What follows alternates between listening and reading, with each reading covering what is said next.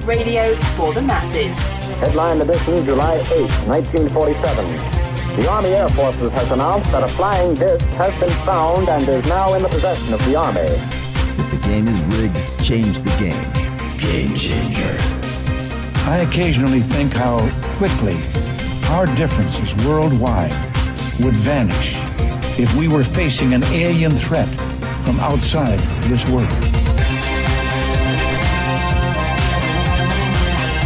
This is Fade to Black with your host, Jimmy Church, on the Game Changer Radio Network. I need your help to get to the year 1985. You are listening to Fade to Black with Jimmy Church on the Game Changer Network.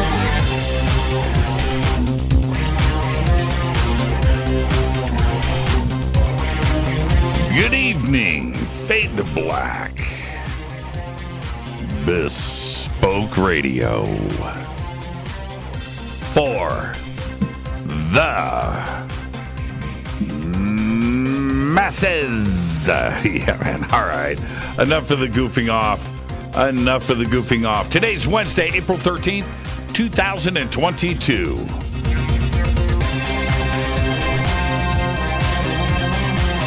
103 days into the new year, only 262 days left. We are live from a bunker somewhere in the middle of nowhere, a total undisclosed location. But it is beautiful in here. It is. I would like to welcome everybody listening all around the world, all across the United States. Hither and thither, to and fro, back and forth, up and down, east and west, north and south, far and near. This is Fade to Black for KJCR, the Game Changer, and UnX Network's Race Hobbs. I am your host, Jimmy Church. What is cracking, everybody? How you doing? How you doing? All right. Excited about tonight's show, because we have very special guest, Isaac Arthur. Man. You know, I say this about every guest, but I really mean it. When I talk about Isaac Arthur being here, it's just fantastically, ginormously great for me. And tonight, I'm going to talk about exopolitics. Exoplanets and ET and some Oumuamua and other stuff, because Isaac is here and I love science. I love physics. I love the universe and everything that goes along with it. And I have been following Isaac since the beginning, since the launch of his YouTube channel. And for me to have him on the show, when he has influenced me so much, it's just great. It is absolutely great. And so there you go. Tomorrow night, right here, Linda Moulton Howe is with us. And we are going to have a full night of Antarctica, Spartan 1 and Spartan 2. And I've also, and beyond. And last week, Christina Gomez and I, and she's just fantastic. And Christina and I did a show in Antarctica last week, and then Antarctica came up a lot on Thursday night when we had did the show on the Flat Earth with Flat Earth Dave. Antarctica all week long. And then it was brought up again, a couple of times. I'm trying to think. We had somebody else last week that brought up Antarctica. Anyway, so it was just like Antarctica. And I already had Linda scheduled. And I thought, you know what? That's what we have to do the show on. We have to continue this. So we're going to do that tomorrow night, Antarctica. And also, and it's kind of weird, and I'm just going to say it like this. After that Flat Earth show on Thursday, as crazy as that show was, and it was certainly, from where I'm sitting, fascinating to hear the conviction of somebody, like Flat Earth Dave or any Flat Earther, that is absolutely committed. It's fascinating. Fascinating. And so tonight we have on Isaac Arthur. We get to get centered again. Oh, we get to get back to what's real. Isaac Arthur is with us tonight. And no Fader night tomorrow night, no open lines this week. So that's 2 weeks in a row. And I will make sure that I book next Thursday, too, as well. And we'll go 3 weeks without Fader night. And so the next time that we do Fader night, it'll be all the more special. All right. All right. Now, I had a comment. And no matter what, the comment was probably about Yellowstone. Oh, man. But I got to say, no UFOs, no science fiction, no time travel, no teleportation, no Stargates, right? No horses moving at the speed of light across the ranch, nothing like that. It's well written. And for those of you that have seen the show, I got to say, so last night, I don't know what season I'm in, 3, I think, or I might be in 4. But last night I saw the shootout with Casey. Man. Ho. I watched it 3 times. I was like, I got to see that again, man. I got to pack this baby up and watch that again. Yeah, Yellowstone's incredible. It's incredible. Just well written. And lots of violence. It may not be what you're expecting with John Dutton. But there you go. Okay. I don't know what I was going to say about Yellowstone, but I am sucked into it, man. I am sucked into it. And I can already tell. I know the new season is out, but I'm going to be watching 1883, the prequel. It's absolutely incredible. Okay. All right. Where am I at? Get your own crystal skull. And where's my new one? Here's my new one.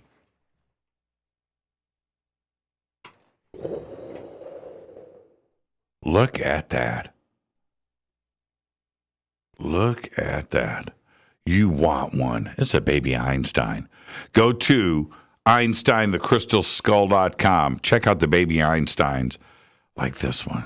Look at that.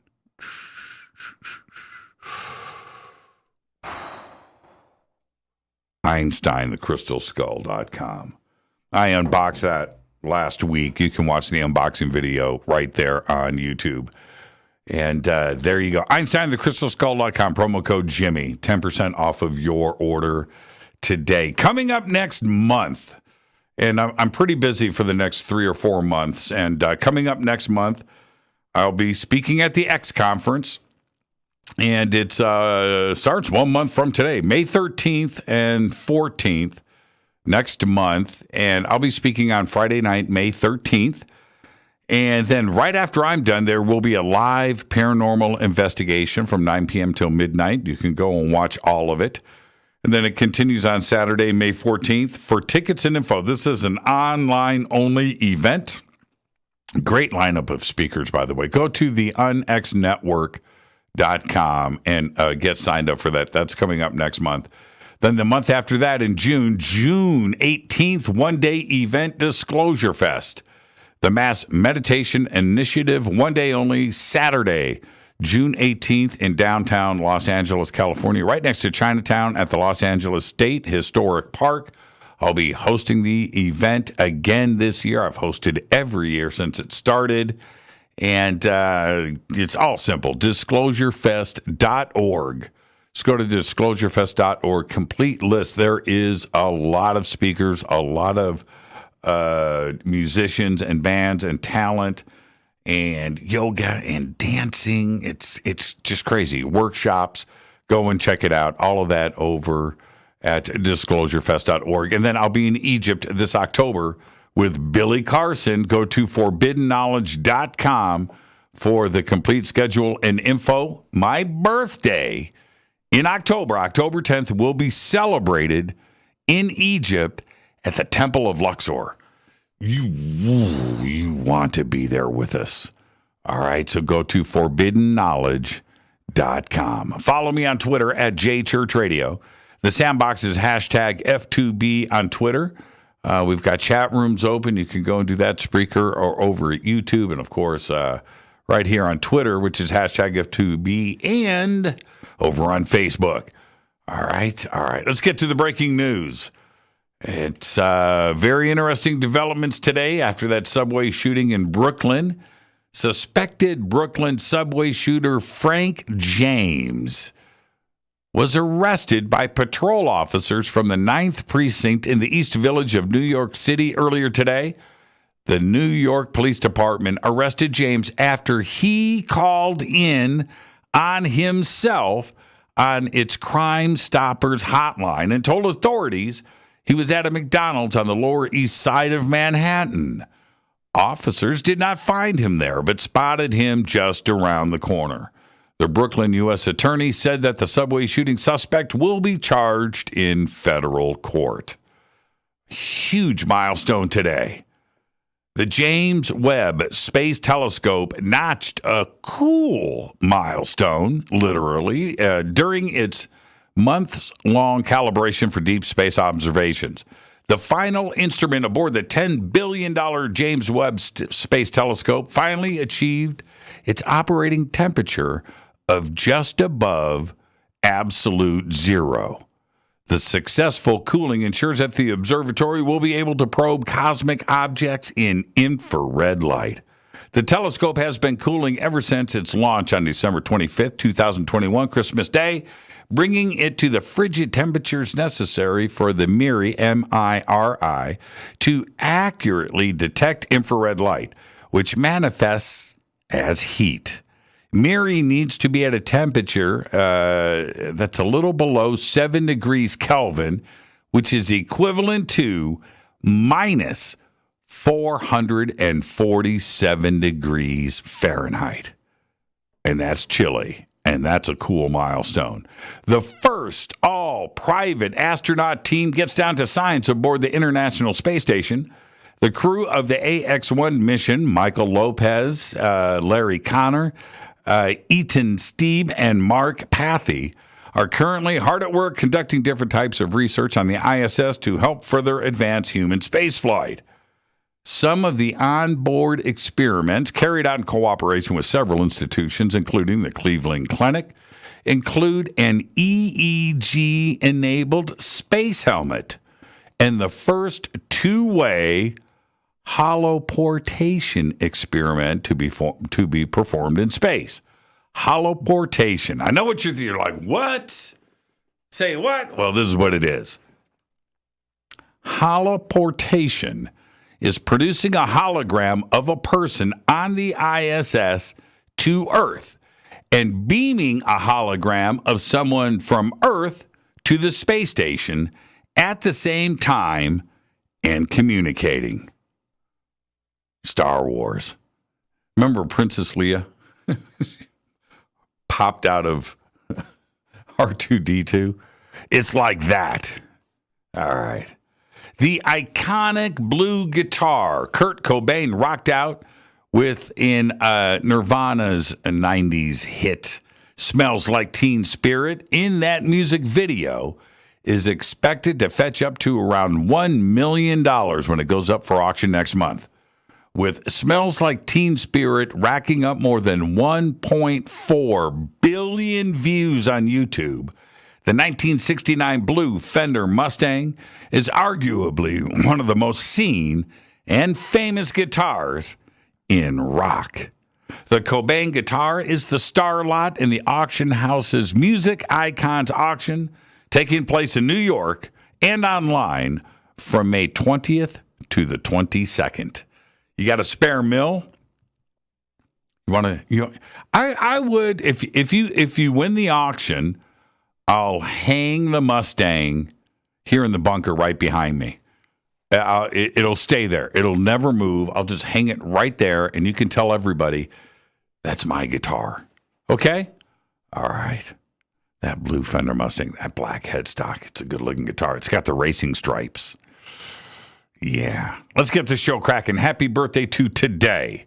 Ron Perlman is 72. Now, you know, Hellboy, right? We can go there. So many great movies. But now it's Don't Look Up. Ron Perlman is 72. Al Green today is 76. Let's get together. I watched a bunch of Al Green in concert videos today. Saw the old stuff, too, when he had that different look, that hip look. And then, of course, you know, he grew up. E Street Band stickman Max Weinberg today is 71. And Wasp guitarist Randy Piper today is 64. Our dead guy's birthday today is Hillel Slovak.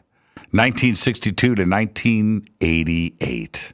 Hillel was a founding member and the guitarist for the Red Hot Chili Peppers, with whom he recorded 2 albums, Freaky Styley and the Uplift Mofo Party Plan.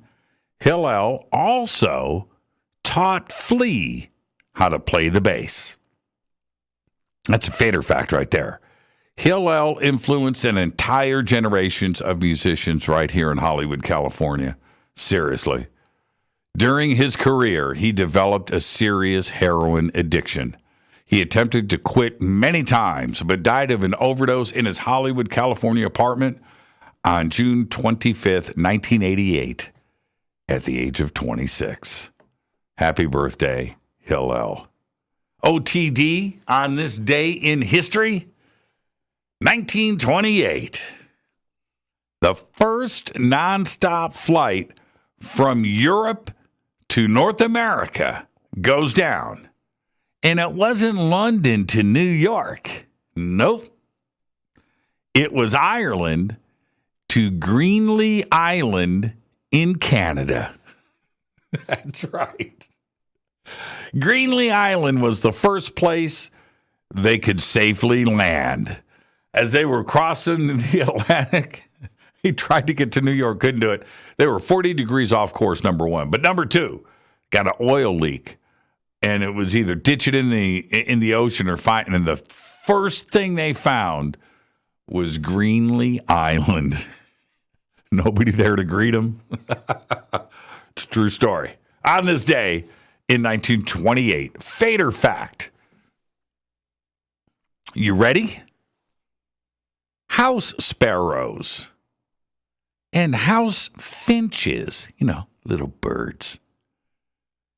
Both of them use discarded cigarette butts in their nests for pest control. That's right. They do. Look it up. And that is your fader fact. Man, I had to double check that one today, man. I vetted that thing. I looked at it. It was like, man, yes. All right. Tonight, very special guest, Isaac Arthur, is joining us. We're going to be talking about exoplanets and ET tonight and Oumuamua. Tomorrow night, Linda Moulton Howe is with us, so there's no fader night tomorrow night. There's no open lines tomorrow night because we're going to spend the entire evening discussing Antarctica and Spartan 1 and Spartan 2, and then beyond. All of that is tomorrow night with Linda Moulton Howe. All right. River Moon Coffee.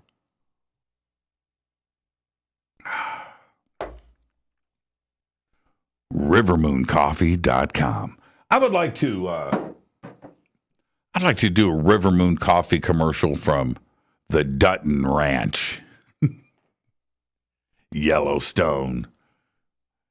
John Dutton always drinking his coffee in the morning. He's got that same cup, right? I'll be out there, Yellowstone, in the morning. River Moon Coffee. Saddling up my horse. I know all the parts now to a horse saddle. I didn't know one part to a horse saddle before last week.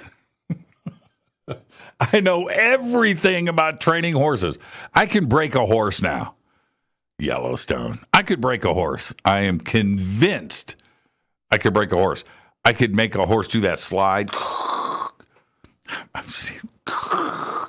I didn't even know they did that. Did you guys know that thing? Get the horse to put on the brakes like that? All right. Tonight, Isaac Arthur is with us. And we're going to be talking about exoplanets, ET, and Oumuamua.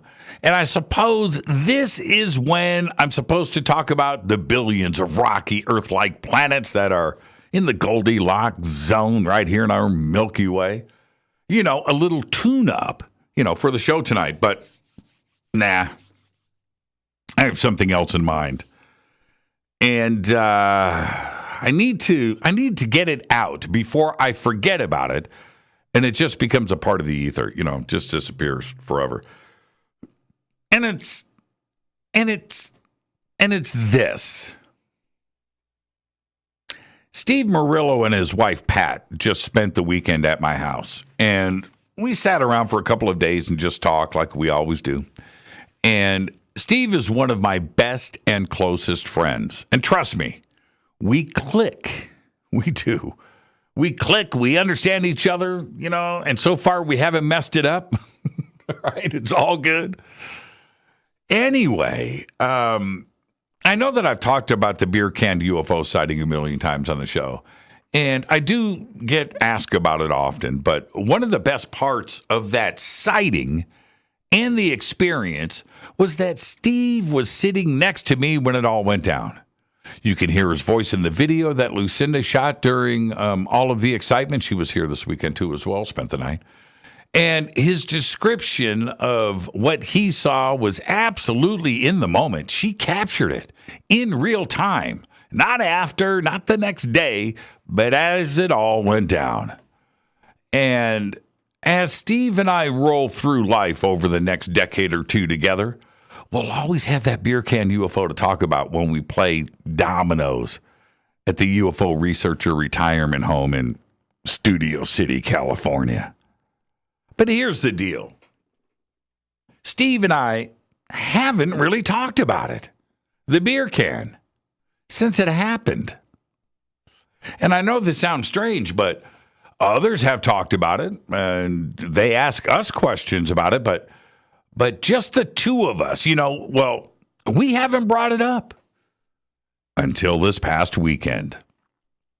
We relived the whole thing kind of privately, blow by blow, start to finish, which isn't much, honestly, because it was only 15 seconds at the most, beginning to end. But then Steve said what is still the crazy part of it all. He said to me this weekend, he said, it was huge. It was spinning. And then it just disappeared out of the clear blue sky. And he also said something that didn't fit what I saw. He said, and I quote, it had two bright spots, one on each side, and you can see them as it spun around. Now, remember, we haven't talked about this for 4 years. But when I tried to correct him on this, and I said, hey, man, it only had one circle, and he kind of looked down and thought about it, and I could see what was going through his, and I didn't change his mind. I could tell he was confused. Here we have two people, same event, different memories. Very interesting. I'm right, though, by the way. Anyway, for me, my thoughts at the time haven't changed at all through to today. And that is this. When it popped out from behind Mount Adams, I kind of went into a little bit of shock. I did. But I didn't flinch. And I just wanted to really take a good look at it, and remember it top to bottom. And I did. It's burned into my memory. It's complete. That whole thing only took about 10 seconds. And that's when I started shouting. And I was like, pictures, pictures, UFO, UFO, And Steve, who's sitting right here, when I pointed at the mountain, I could see it there spinning and in the clear blue sky. And Steve, sitting next to me to my right, he saw it all. He saw the whole thing. two friends, witnesses to one of the most incredible UFO sightings ever, daylight, big, moving, and it was going to last for a while, and we were going to sit there and enjoy it. It was slowly moving east. There was nothing but open, cloudless sky for like 50 miles. I took one last look, and then I jumped back on the binoculars, and between that last naked eye glance and the 2 seconds it took me to, look through the eyepiece, like this, Steve said the words. It phased out, man. It's gone. I scanned the mountain and the sky with the binoculars in hopes that it was still there somewhere, but it was indeed gone. And Steve and I ended up getting the best of both in the UFO world. I got to see it first, and he saw it last. Now, to be honest, my close friend got the best part. He got the Holy Grail. He got to witness a giant 400-foot tall UFO just fade away, phase out, disappear. I can't wait. I can't wait to tell our UFO tall tale, in 20 years on bingo night at the Happy Trails UFO Adult Living Center in downtown Burbank, California. So if you think about it, Steve and I got that going for us. We do. This is Fade to Black. I am your host, Jimmy Church. Tonight on this very program, Isaac Arthur.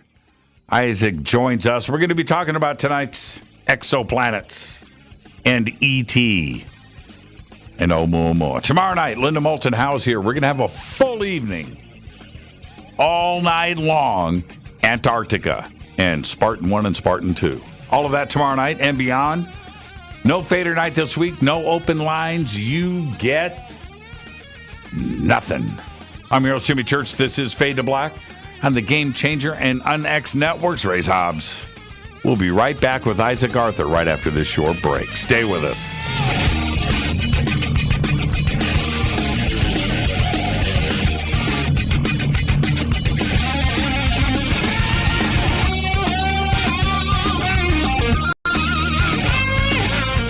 This is Nicole Church, daughter of you-know-who, and you're listening to Fade to Black on JimmyChurchRadio.com and the Game Changer Network.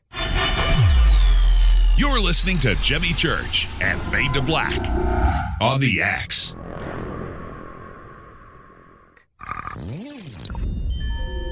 You're listening to Jimmy Church, Fade to Black. Fade to Black will now pause for alien identification. The station that talks the net.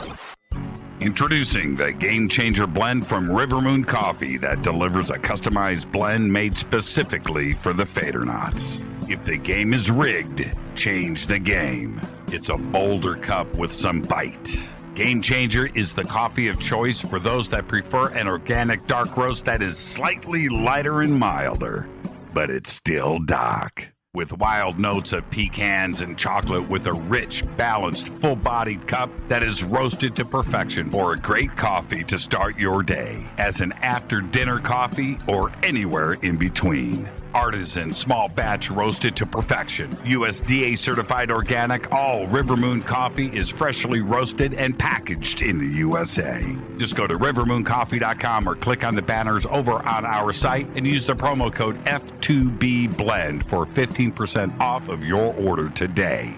rivermooncoffee.com. This is the only way forward. This is Fade to Black.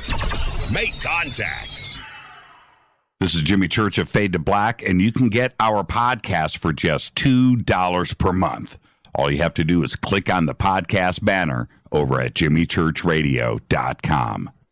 Hi, folks. It's troubling times, and fear is pushing emotions, which in turn pushes health the wrong direction. Do you ever get an ache because life is uneasy? Try Life Change Tea at getthetea.com. Life Change Tea works on your digestive tract, helping to move food through quicker and comfortably so your health is spot on. Life Change Tea may not help with world issues, but it will help with your digestive issues. A glass a day helps keep the intruders away. So, change your life today. Log on to wtih.com. That's wtih.com. If your health game is off, get on by ordering Life Change Tea. wtih.com. And while you're on our site, look around at the great non-GMO organic supplements. And if you're a sales shopper, go to our specials page and see what's for you. I've been drinking the tea for 12 years and I'm sure glad for its health benefits. Again, that's wtih.com. wtih.com. The tea that makes you go. Do you have an interest in the paranormal? Then you'll love the unxnetwork.com. The X is your streaming audio and video for everything supernatural, strange, and mysterious, like UFOs, Bigfoot, ghosts, and so much more. From hosts like Jimmy Church, Whitley Strieber, Micah Hanks, and Christina Gomez. Visit the unxnetwork.com show page for a complete list of all the paranormal programs you'll find on the X. Be sure to follow us on Twitter for updates at KUNXDB. Follow our Facebook group, UnX Network. Find the podcast on Spotify, iHeart, Audible, and Apple Podcast. It's time. It's new. It's the X. 9 out of 10 geneticists agree. Fade to Black is not your father's radio show on the Game Changer Radio Network. Hi, this is Rob Reiner from Anvil, and you're listening to JimmyChurchRadio.com. What's up? I'm Chris. What up? This is Kyle Massey, and you're listening to Jimmy Church Radio.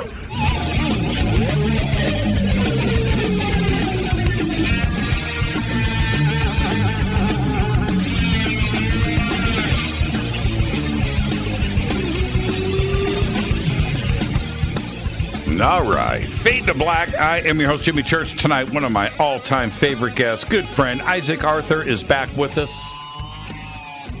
Tonight, full night of science, physics, our universe.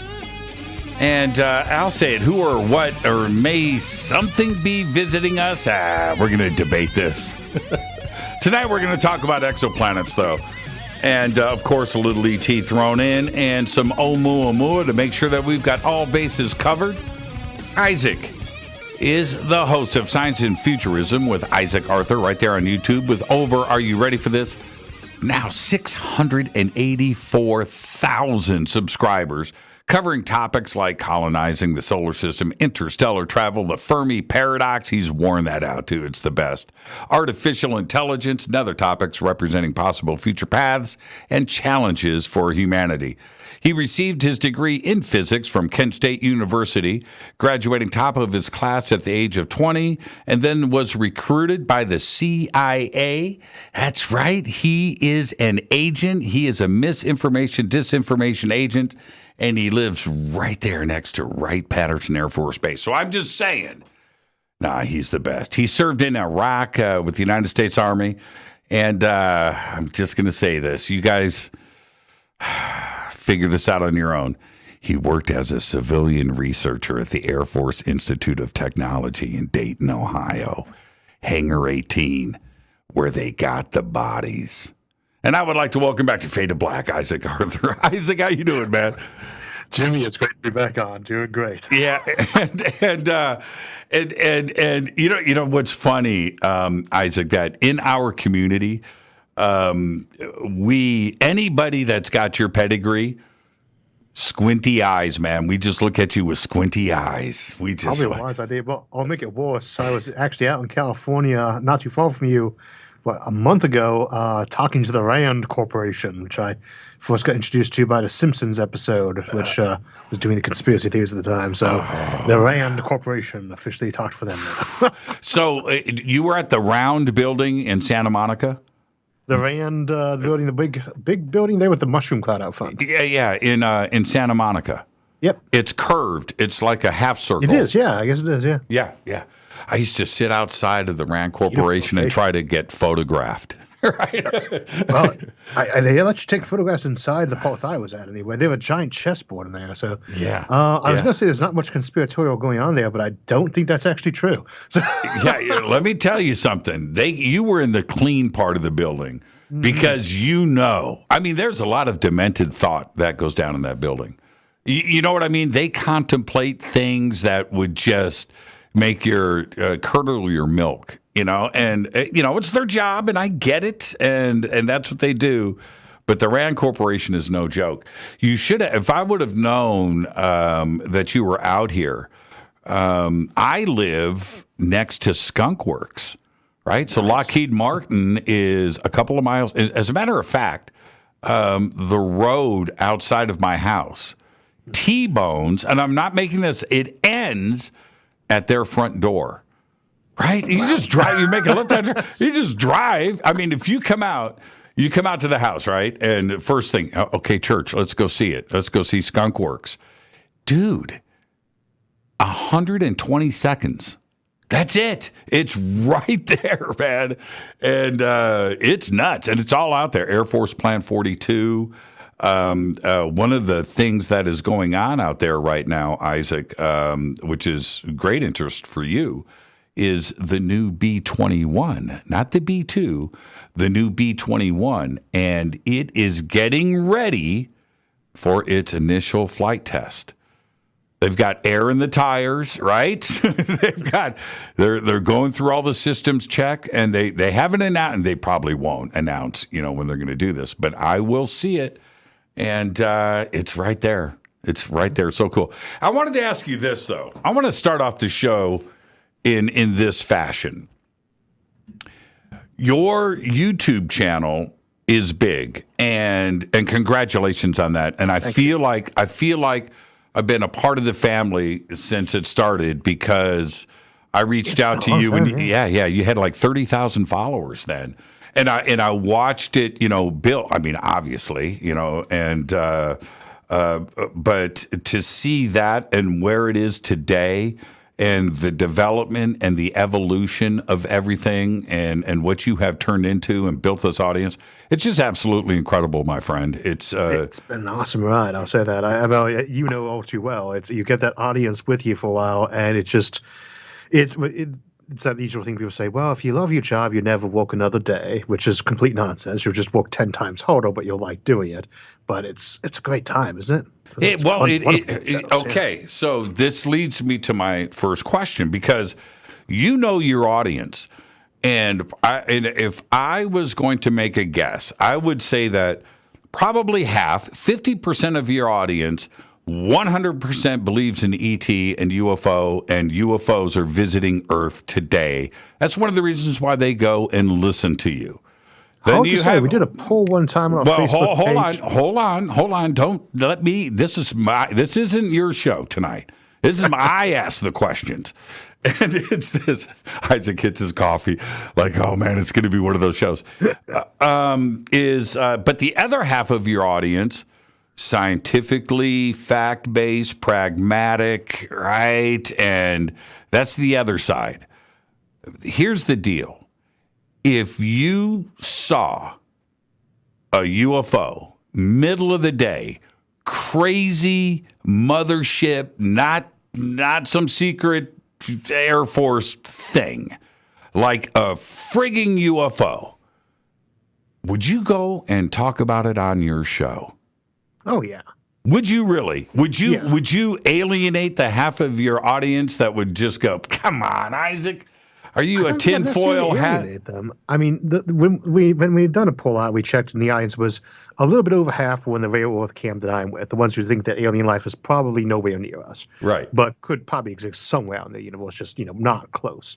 And then everybody else broke up pretty evenly in the various camps, but the biggest remaining camp after that was they've been here regularly, they've been here, frequently. And so I obviously wouldn't be alienating them at all, but we talk very vaguely about how we don't think there is going to be alien life anywhere near us, and yet a lot of the audience still says otherwise. So it would seem to me that'd be very likely that if somebody came out saying there was a UFO on my front lawn, that a pretty good, once they assumed I wasn't drunk or making a joke at their expense, would probably stick around anyway for the same reason the other folks do. If people like you and they think that you're a good thinker, they don't have to agree with you. Right. And if they trust you, then when you tell them something, I'd like to think that I would not abuse that, but that if I told them that I now believe in alien lives visiting us, they'd probably believe me. A lot of them probably would. So, but the ones who thought I was just crazy would probably still want to draw my walk anyway. Exactly. So you'd be willing to just jump out of the closet and be the crazy dude. You'd be willing to be me. And crazy, just I'm a physicist. Everyone assumes we're crazy anyway. True. Crazy all the time. True. A.V. Loeb, he's definitely, and he is wholly irrelevant. And folks are saying, well, he seems like he might have gone a little bit off the edge. It's like, well, off the edge further. You just don't go off field if you're entirely settled. But people still completely respect him inside the community. He thinks the Muamua is an alien artifact, and he doesn't say he's 100% positive. He just thinks it's more likely or not. And some people titter about that. Some people think it's funny. Some agree. But otherwise, he's still the same physicist he's always been. Really good at his job. He's a very smart guy, and I've interviewed him a lot. I've talked to him quite a bit off of the air, too, as well. And he's not crazy. His deal is data. Yep. That's it. And if the data, as a scientist, is pushing him in that direction, he is just following the data and what it represents. Now, it's nothing that we can, measure and quantify and throw in a laboratory right now, and he understands that. Mm-hmm. But from his perspective, from where he sits, that's what the data says to him. And that's what a good scientist is supposed to do. Come out and tell people what they think it says. Now, if it's way outside the mainstream, you have certainly got permission and cause to take your time to double check that and make sure you're not just throwing something out there because it seems like they're false. But he's decided that's what the data says to him. It's not without cause. There's reasons to think that. And he came out and said it. I admire that. I don't agree with it, but I admire that. Now, I don't think it changes him being a good scientist one bit. Quite the contrary, it makes him a better scientist. Sure. Man, I love you, man. You're so smart. But here's the thing. Okay, so you see something crazy. You know it's not ours. You don't know what it is because none of us do when we see something. But what would convince you to alter your perspective of things visiting us? The sighting is one thing, but we all need something else too as well to support that. What would that be for you to change, for you to add your own chapter to the Fermi paradox? If it was something specific to me, there has hit that extra factor because if you're planning to do a hoax on somebody or try to convince them of, I am the perfect person to target for something like that, right? So if there's a landing ship outside my front yard that I'm the only one witness to, I have to consider that it's very probably that somebody is hoaxing me, pranking me, etc. Or even just trying to have me plant false information. So I that's kind of the anthropic perspective. I can't assume myself as an observer to be isolated from that event. But what it would take for me to believe in alien life actually visiting Earth on a regular basis would just be, that I tend to feel like if it's there for sure, it's not going to be something you really have to doubt. If somebody gets off a spaceship that just came down through the sky and they got 4 arms and 4 legs and they say we're from a different planet, my initial assumption is that is probably the case. I still want to go through the proper motions of the same thing and say, well, would you mind if we scanned you? Would we? DNA testing from NASA, Right. But the idea is like, what I say, intelligence recognizes intelligence. You could be looking through old stones and say, well, this looks like a knife point or even a hammer, and I'm not sure, but it could be an artificial object, millions of years old. And say you don't have that problem. You come across somebody's old workshop. It's like this doesn't look like a set of wrenches, a bunch of hammers, some clearly decayed electronics. No, this is artificial, Mm-hmm. You don't come across something like that and be in doubt. It's definite. So you can have a lot of things that can point towards it and not be certain, but when it's actually there to be absolutely certain, I don't think anyone's going to be debating it anymore. There'll just be a bunch of us who say, well, we were wrong. Dead wrong, so I last week, I've done 2 shows in 10 years about the flat Earth. And I didn't really want to do either of the shows, but I did them for a couple of reasons. One, I have an open mind. 2, I'm very interested to see how people's methodology works. Not their mind necessarily, but how do they get to the point where they just absolutely throw everything out the window and then go at something like that, and then have the dedication to, and I respect that, right? I really do. If you believe in what you believe in, I don't have to agree, but I certainly have a lot of respect for that. Fascinating. It's fascinating. Esoteric astronomy for flat earthers. It was enough to make me do an episode on it one time. It was like, how would you go up building a flat earth? So, although I had to title it "Flat Earth's Megastructure" was to make sure that people won't get confused as I was making an episode about how the Earth was actually flat. But it's fascinating things to do with that. I haven't heard your flat Earth episode. I need to go and check that out. But here's the thing. I'm so glad that you are on the show so I can get back to reality and get centered. And even though you and I agree on just about nothing, right? but here's the thing is I was told by, his name's Flat Earth Dave, last week that space is not a vacuum. Space is water. Okay, now hear me out on this. That it's all fake. Galileo made up personality. Copernicus written into the history books just to throw us off the scent. Not a real person. Tycho Brahe, right? Okay, so everything's fake, and that space itself is not a vacuum. It's water. Water. And that's where our rain comes from. It comes from space. Now, I'm not asking for your reaction. No. No. What I'm saying is, let's get back to reality and talk about exoplanets, man. Well, water is the most common molecule besides hydrogen out there, so I suppose, there are quasars out there that spit out entire plants worth of water every minute. Or year, one of those two. A very large amount of it regularly. I did see a photograph, some imaging. I would have to go back and pull it up. It was very interesting to see a water vapor cloud out in deep space, right? It was like as big as a galaxy. Crazy, right? Yeah, huge. Yeah. Okay, it was. You probably know what I'm talking about. And that image was just, crazy but we don't need to say that because Flat Earth Dave's going to hear that and go, see, I told you. I had that with some folks when I say, like, I do that episode on de-extinction, how we could probably go ahead and resurrect things like mammoths and dodos in the next 50 years or so. It's not, we have that technology now. Doing it now. A little bit of paleo walk, a little bit of guessing here and there, but we have that tech now, right? And if you say, well, you don't tell people that because then they'll relax about their environmental safeguards and they'll be okay with species going extinct.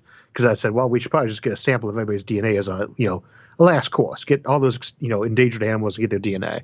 And they said that make people not want to keep them around anymore because they won't have to. So, well, I'm not going to lie to people about this option to make it less likely they're going to preserve the planet. I'm just going to tell you should still preserve the planet, but it's okay to have this as a fallback.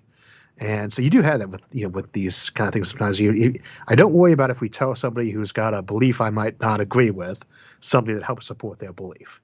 Now, when now that he knows the whole galaxy is full of water, well, okay. and that's what's surrounding us. Now, okay, so let's get off flat Earth. Let's get back to sanity here. You just walk off the edge. Let's go off the edge and into exoplanets. And because I could continue this if I told you what he said was on the other end of the other side of the ice wall, that surrounds the flat Earth. You know what he said? The Antarctica, the true Antarctica. He said, terra firma continues to infinity. On the other side of the ice wall, it's just more land. I was like, 1,000 continents. Okay, so I don't want your reaction. Let's not do this. Now, okay, let's start here. And I want to start with the Drake equation.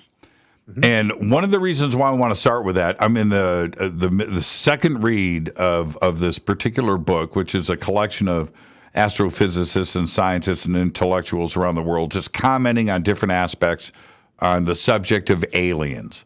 And nobody from the UFO community, just out there. And it's interesting. But they're essays. Okay, so there's 50, 60 essays in this book.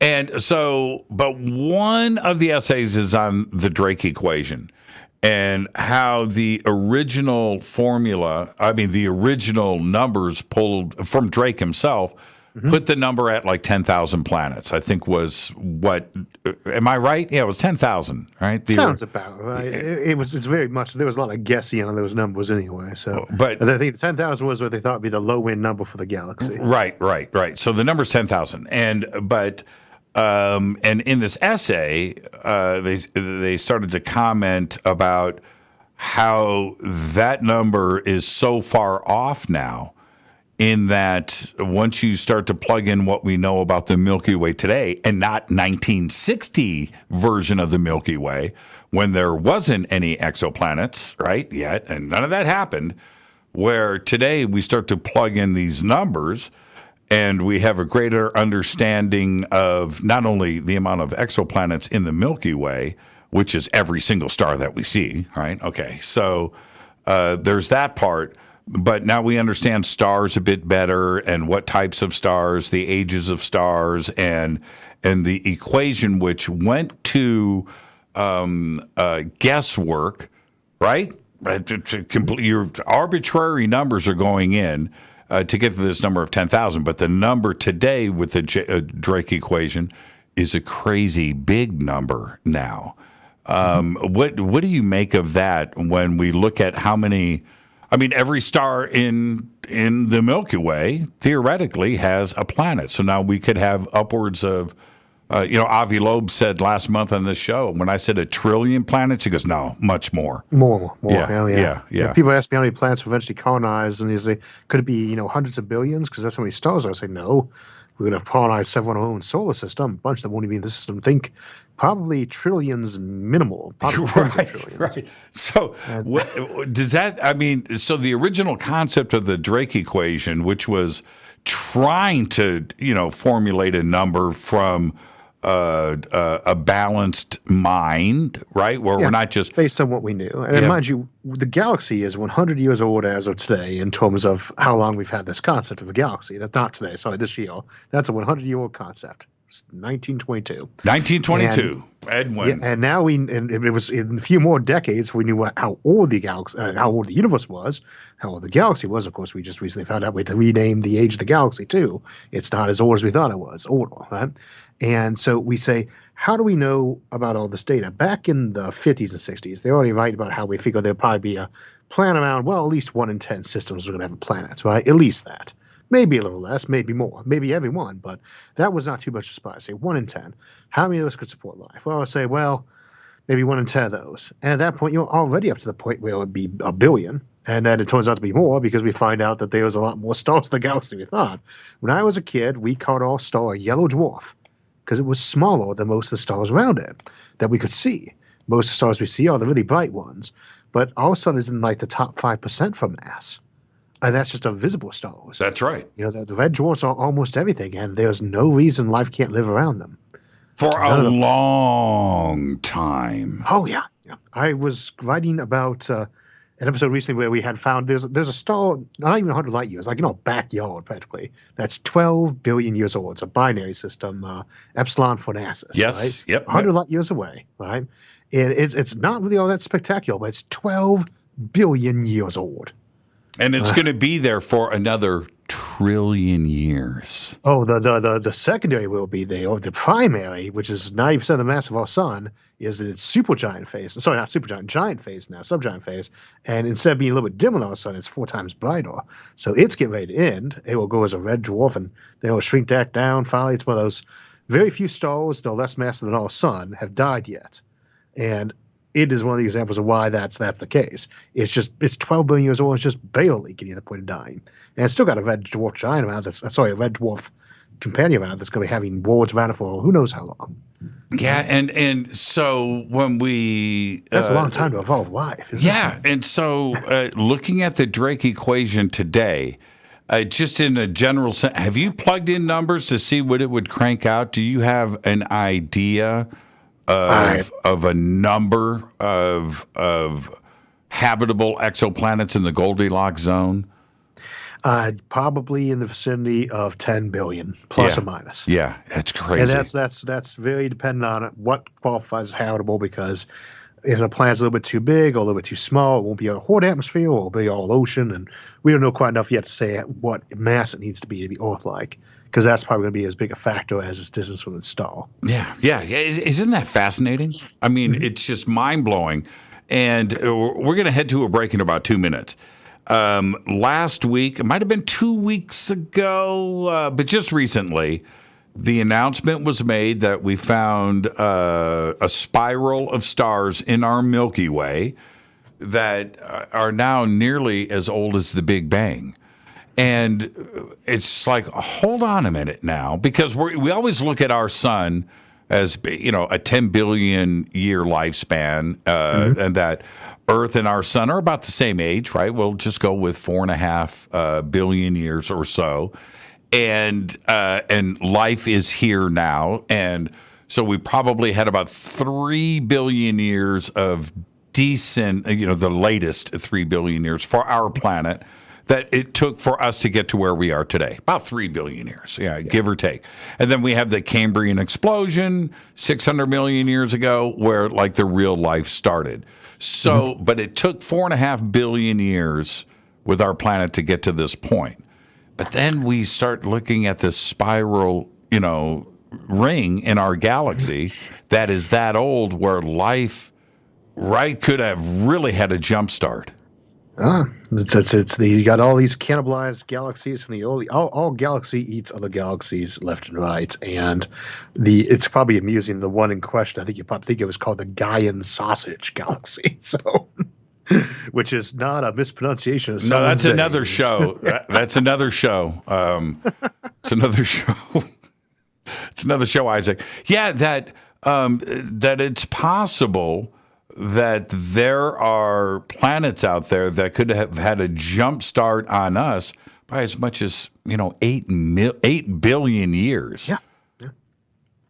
I mean, it'd be pushing at that point. Like the material for our planet, as we say, it's probably mostly 6 billion years old. All the actual rocky matter, that's usually what we date that to. Right. And you could see life even 12 billion years ago. It's a stretch. But 12 billion, or, what matters is that it could have been a billion years for us. It could have been a billion years for us very easily. Our planet forms 100 million years earlier, and the Cambrian explosion happens 500,000 years, any of those things, right? You shouldn't need more than 1 million years to colonize your own galaxy. I've listened. It's just the dinosaurs had gotten smart enough that had to do space travel. They should have been there. That's the problem that we see with that. Life could have been ancient before Earth was even around. Yeah, that's right. Now, I just blew past the commercial by 30 seconds. Here's the quick answer. Let's say the comet, asteroid, whatever, doesn't hit the Earth 75 million years ago. Do dinosaurs build radio telescopes today? I think they already built them by then. Yes, right? Yeah. I think that if they were the dominant life form, they probably have gotten to space sooner. Of course, some say they might have been on their way out already by then anyway. Maybe it just would have been a little bit of a delay on us before we took over the planet as mammals. But no, I think that there's so many places in our evolutionary path that a little bit of time could have been shaved out by luck. And so we either have to assume that we are the lucky first ones, or we have to assume that we haven't been and that somebody should have been here sooner. And that's right. That's the ifs ands. But wouldn't dinosaurs need opposing thumbs to do that? Let's take a break. Let's take a break right here. There might have been one or two. You get to that Silurian hypothesis. How old can you really tell? How much can you really tell from the fossil record about what they had? I don't think they had really the brain capacity for that, but what do you really get in the fossil record? Maybe a few hundred dinosaurs. Isaac Arthur is one of us. This is Fade to Black. I'm your host, Jimmy Church. More with Isaac after this short break. Tonight, it's exoplanets. Stay with us.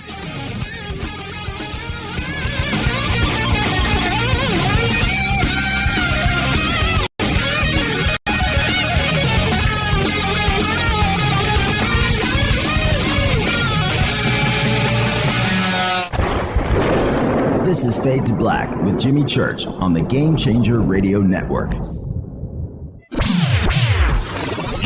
1 million gigawatt paranormal powerhouse. KUNX-DB. The X. This is Billy Carson, founder and CEO of ForbiddenKnowledge.tv. ForbiddenKnowledge.tv is the fastest growing and one of the most watched networks in the world. I would like to personally invite you to check out our expanding library of TV, film, lectures, and special presentations. ForbiddenKnowledge.tv has over 6,000 videos covering lost history, health, UFOs, spirituality, and our future. We are committed to our community, and with my personal invitation, you can, right now, get your free 30-day membership at ForbiddenKnowledge.tv. Your own library of information starts today at ForbiddenKnowledge.tv. Because you never got that pony you always wanted. Damn it. Jimmy Church and Fade to Black on the Game Changer Network. Listen, I know, and you know, that you've always wanted your first crystal skull. Or maybe you're a collector just like me, but you just don't know where to go to find the real thing. Then I met Carolyn Ford over at EinsteinTheCrystalSkull.com. Carolyn is the guardian of Einstein, one of the most respected ancient crystal skulls in the world. All of her unique skulls have been imprinted sitting with Einstein in his sacred lodge and are carved from the finest gemstone and materials. Imprinting is the process of receiving the ancient wisdom from the master skull or master computer. Einstein, the ancient crystal skull. To see Carolyn's current collection of crystal skulls, just visit her store at EinsteinTheCrystalSkull.com or click on the banner over on our site. Don't forget to use the promo code Jimmy at checkout to receive 10% off of your order today. That's promo code Jimmy. Finding your first or next crystal skull is easy. Just visit EinsteinTheCrystalSkull.com.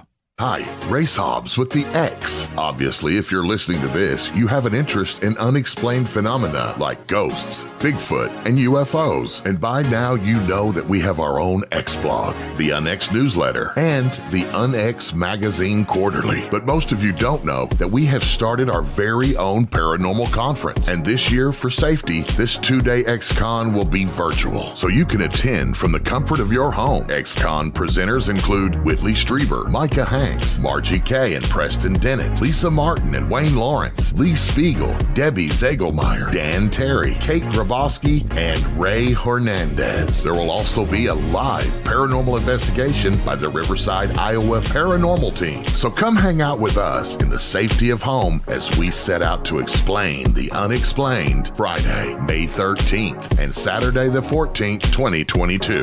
And tickets are on sale now. Go to unxnetwork.com. That's unxnetwork.com. Hello, I'm Katie and you're listening to my main man, Jimmy Church, on jimmychurchradio.com. Hi, this is Race Hobbs here, repping the planet, and you're listening to my good friend, Jimmy Church, Fade to Black. This is Toby Kebbell. You're listening to jimmychurchradio.com. Don't hurt me, Jimmy. I'm only little. Hey, I'm Adrian Grenier. And this is Ari Gold. We're the Honey Brothers. We're of the Honey Brothers. Hey, I'm Adrian Grenier. And I'm Ari Gold. We're the Honey Brothers. And you're listening to Jimmy Church. The Revolution. This is Jimmy Church of Fade to Black, and you can become an official Fadernaut by just going to our membership section at jimmychurchradio.com. Hello, this is Serena Wright Taylor from Conscious Life Expo, and you're listening to Fade to Black with Jimmy Church, who holds the Lucky Pony record for the best astrological chart since 1963. True story. This is Micah Hanks of the Graylian Report, and you're listening to Jimmy Church on Fade to Black.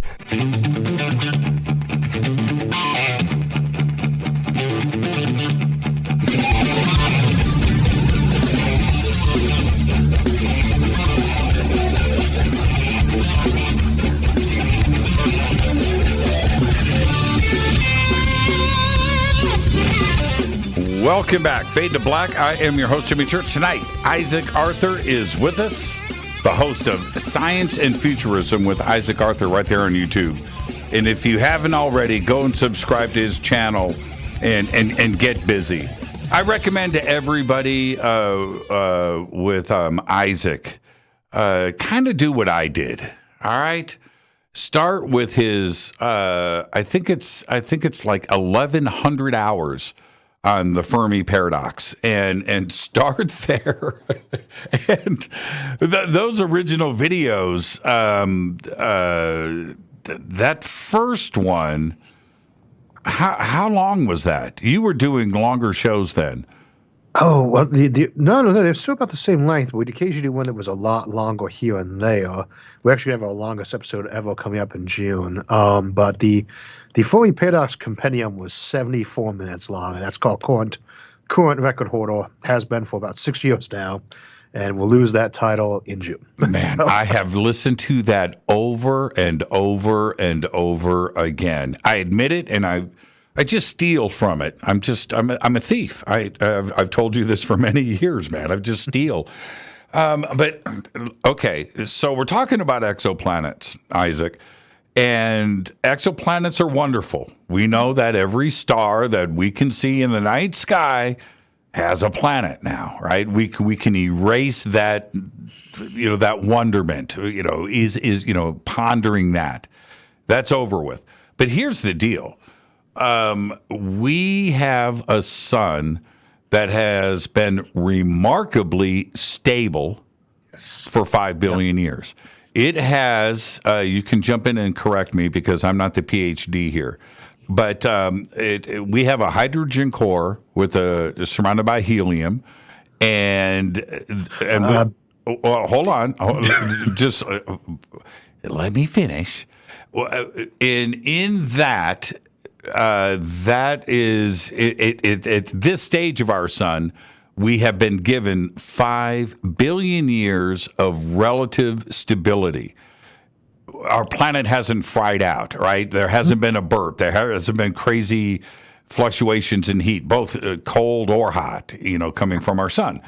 That when we look at an exoplanet, what is your requirement for that sun to be so stable? And if other suns out there that are in the same age range as ours with a hydrogen helium fusion thing going on, are they going to be as stable as ours? Most were not going to be at all. Most stars are a lot more variable than ours, and not sorry without getting what's called variable stars. But the hydrogen fusion process at the core, turn hydrogen to helium, for our sun, that really is very different depending on the mass of the stars involved, how they burn them. And our sun has been stable for a long time. But how stable is hard to say. And here's the other bit is how stable compared to other stars. Right. Because we can look back at some of our geological records to see what the sun might have been like 10,000 years ago, maybe in 1 million years ago if we had a nice layer or something or other from a storm. But we don't know what any of those other stars look like stability-wise except in the last century or two. And we do know is that most of them are a lot less stable than our sun. But there are some that appear to be as stable as our sun. We don't appear to be a freak. We're just an outlier, right? We are not necessarily the stablest star out there, but we do appear to be currently holding a tie for not quite a few other ones too. But that's probably going to be a pretty big deal on those because, a lot depends on the atmosphere and the makeup of a planet, in terms of how life is there. But a star getting really, really, really flary, or heat up for a while and getting colder, that's a problem. We already have a problem with it with our Earth. It's just as is with the faint young sun paradox, right? Right. Same.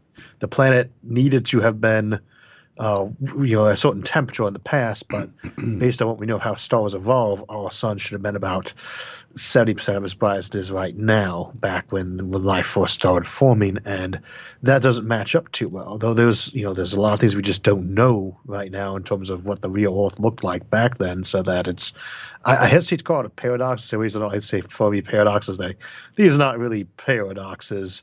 We're thought to be paradoxes. They're more just big puzzles. We have a piece of thing that's at odds with another bit of thing, and we need more information. But our planet is not likely to be a normal one. Our solar system is not likely to be a normal one. And it could just be an odds game. On the other hand, there's, again, even if it turns out that only 1% of planets in the habitable zone are the right kind of mass and composition to be Earth-like, even if it turns out only 1% of stars of the sun's type are the kind that are good for actually being stable, that 1 in 10,000, okay, only 1 in 100 may be the right mass to begin with, star-wise, or age, okay, so 1 in 1 million. There's 400 billion stars in this galaxy. That's 400,000, And this is the thing to keep in mind about Drake's equation is we do trick ourselves sometimes when we're working with this is to say, well, these things look like they're 100 or 1 in 10 or even 100%. And so we look at the factors and say, well, we don't know this one yet, but these other ones are like 1 in 10 all the time. So this should be too. We don't know what the next step on that becoming, say, technological is. That might be 1 in a billion. Its probability has nothing to do with the odds of the other ones. It's like saying, well, what are the odds you won the lottery? Well, you've got that step there of people who buy, tickets, 1 in 10 maybe. You got people who live in states or countries where it's legal, 1 in 10 maybe. And from that, you assume that the odds of winning that lottery is probably 1 in 10 too. Nope. So now, we don't know what the intelligence odds are. We when we look at astrophysics today and we look at the numbers and the types of objects out there in the universe, one of the things that I hear about a lot, and we always have to go back and understand when we hear these numbers, the universe is only 13.8 billion years old. Yep. But yet we hear about the vast majority of stars have lifespans of more than 1 trillion years. Mm-hmm. Now, wait, we're only 13.8 billion years old, right? So very few stars have died yet. Yeah. Right, 1 trillion-year-old star. Now, over 1 trillion years, once it gets into that phase, is it because of obviously its mass and gravity issue, and then with temperature? Because if you're not going to achieve with enough gravity to hit 1 billion degrees or whatever it would take for some crazy fusion to take place, is that star completely stable for the trillion years once all of the crazy processes are over? It kind of depends on the mass range even there, but you get these stars that are the life jump comes when they get to be 25% of the mass of our sun or less. Correct. At that point, when they're less massive than that, they are fully convective, which in this context means they store their contents completely. They don't get helium poisoning at their core. The stuff on the surface has a chance to float around and bubble around like a pot. And our sun is pretty convective. Right? The big giants are not convective. That's why they blow up so easy. But these stars are going to burn through all their hydrogen, pretty much close to all their hydrogen. What will happen at one point in time is when they're about a pretty big mixture of hydrogen and helium, we think, because none of these stars exist yet, so it's modeling. Right. They will go into what we call a blue dwarf phase instead of a red giant phase. And they'll heat up as they're not getting enough fusions, they'll contract down, they'll heat up more as they get into that helium burn phase, and then they will heat and heat and heat, and then they'll stop heating when they burn through that, and they'll just glow as a white dwarf until they'll cool off. And those stars will probably be very stable, though when you get that changeover, that would probably be a significant curve. That might take 1 billion years to happen, right. So it might be more enough time for life to adjust to, but we just don't have the modeling to say that right now on that. But these subgiant and red giant phases, they're very quick, so to speak, compared to the lifetime of a star, but also really long. In terms of like real time. Right. Supernovae are quick, right? But for the other stars like ours or these that go red giant, that's a period that takes as long as Lisbon land-based life. These are very long periods that an ecology might conceivably adapt to, especially for these smaller stars where they don't, their red giant phase is not really all that necessarily impressive.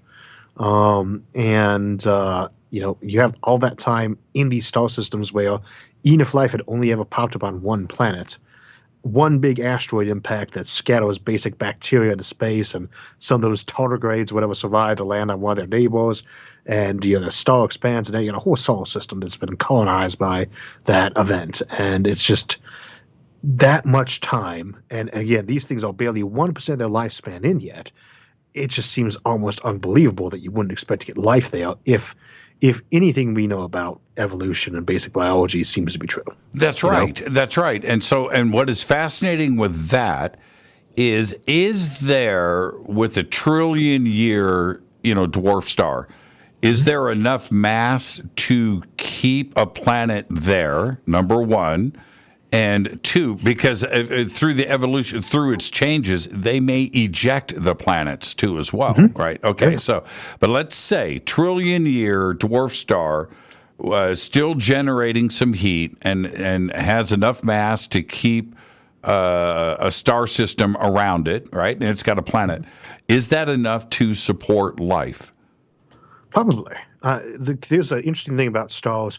They vary in mass by a factor of about 1,000. They can be a 20th of our sun's mass to maybe 50 times more massive. They vary by about a factor of 1,000 in terms of mass, but they vary by a factor of about 1 billion in brightness. Right. The smallest stars are not even 1,000th as bright as our sun, but they're 10% of the mass. They can definitely hold a planet, and certainly anything in their habitable zone has to be pretty close because, they have a fraction of the gravity, but they have only a tiny sliver of the brightness of the heat. Down their neck. So it would have to have like the orbit of Mercury, right? But none of that would matter. Or much less. Some of these things would be orbiting at a distance that would be like a gas giant and its moons. Like us. Like a 1 week orbit. Right. But it would have the chance, if they didn't blow themselves up with a nuclear war, but you would have a chance to evolve and survive as a planet for essentially forever, right? 1 trillion years. Where here, we know we've got a very limited lease agreement. Oh, yeah. Right. But, and here's the bad part, these stars change in brightness too, and these red dwarfs often tend to be very variable in their brightness. But more importantly, planets are not stable affairs. All solar systems say, well, how long have the planets been here? There's a good chance that Jupiter migrated and kicked a lot of our planets out of the solar system back in the day.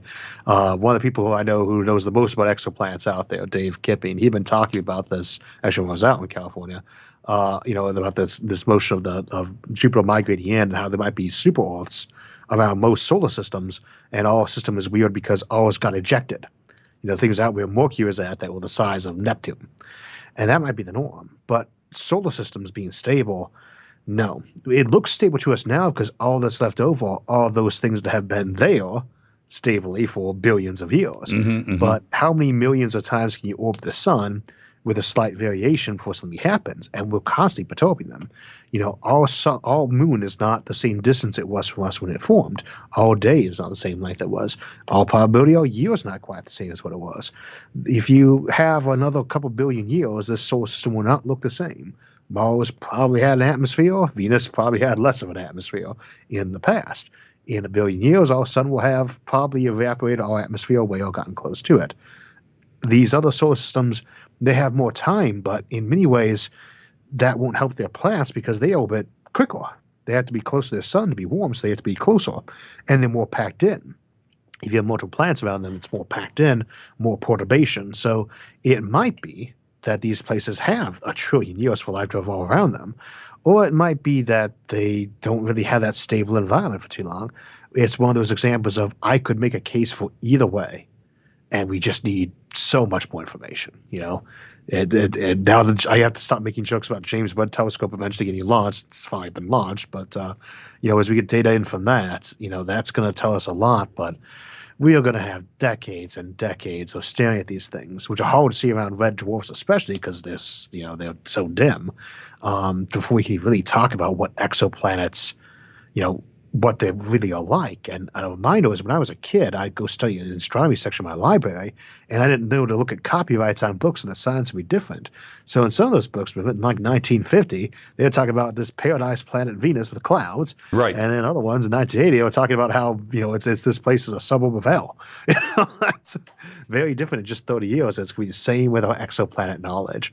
We are going to find more of these things, and we're going to learn more. And I think it's not going to help the Drake equation the least bit, but there's going to be things that we think now that are just wrong. I'm sure of that. Now, okay. So based on what we know here, right, on our own planet, we know that our sun, and we keep the accepted numbers are it's got a 10 billion year lifespan. We're halfway through it. The second half of this lifespan is eventually going to start to get really, really crazy. And when it does, we can't be here on this planet. So we got to go. We've got to figure it out. We got to watch Science and Futurism with Isaac Arthur and get those colony spaceships built, right? That's it. But here's the deal. E.T. would have to be in the same position because their sun is going to change as well. Fusion is fusion, and that energy source is eventually going to burn up and get unstable. That's it, right? Is there any other way to look at it? Well, yes. You could. There are things you can do to protect a planet from its own sun, and there are things you can do to extend the lifespan of suns, too, if you're willing to engage in some extreme engineering. What, like move the planet? Oh, yeah. That's our episode tomorrow morning, actually. Yes, you can move a planet. You can move a planet. Isaac Arthur. No, seriously. You can refuel a star, theoretically, anyway, too. Because our sun is going to expand so big. Mercury's gone. That's done. Venus more than likely will get swallowed up. Earth may survive it, but even if it doesn't get touched by the expanding sun, the temperature is going to fry this out and take care of the oceans, and we're going to have a surface temperature of 2,000 degrees Fahrenheit, and we won't want to be here even if we do survive, right? And you got to live out by Pluto to survive that one.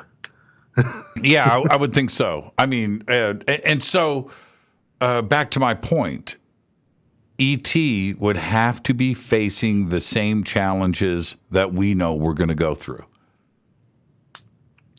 But they might take steps like that. If we're assuming they're willing to come visit us on those solar systems, maybe they will engage in star lifting, that technique that we've discussed for like how you would magnetically pull helium out of a star, and other metals too. It could be a very profitable business. There's more metal in the sun than the rest of the solar system combined, and that includes gold. And you pull the old helium and other metals out, and you slowly insert more hydrogen, and you can keep a star going indefinitely like that. It's just a big fusion reactor.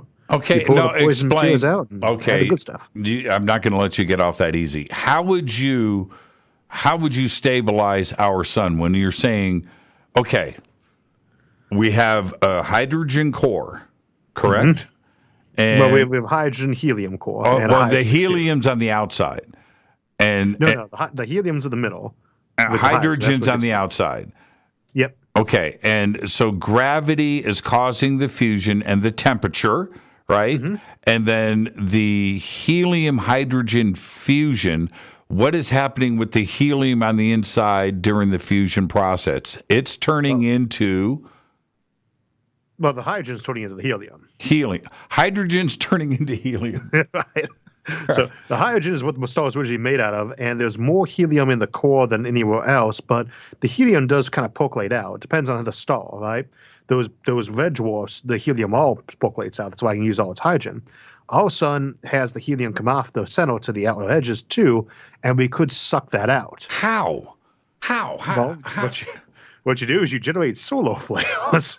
Very, very big solar flares. One of the methods we have an episode on this, star lifting.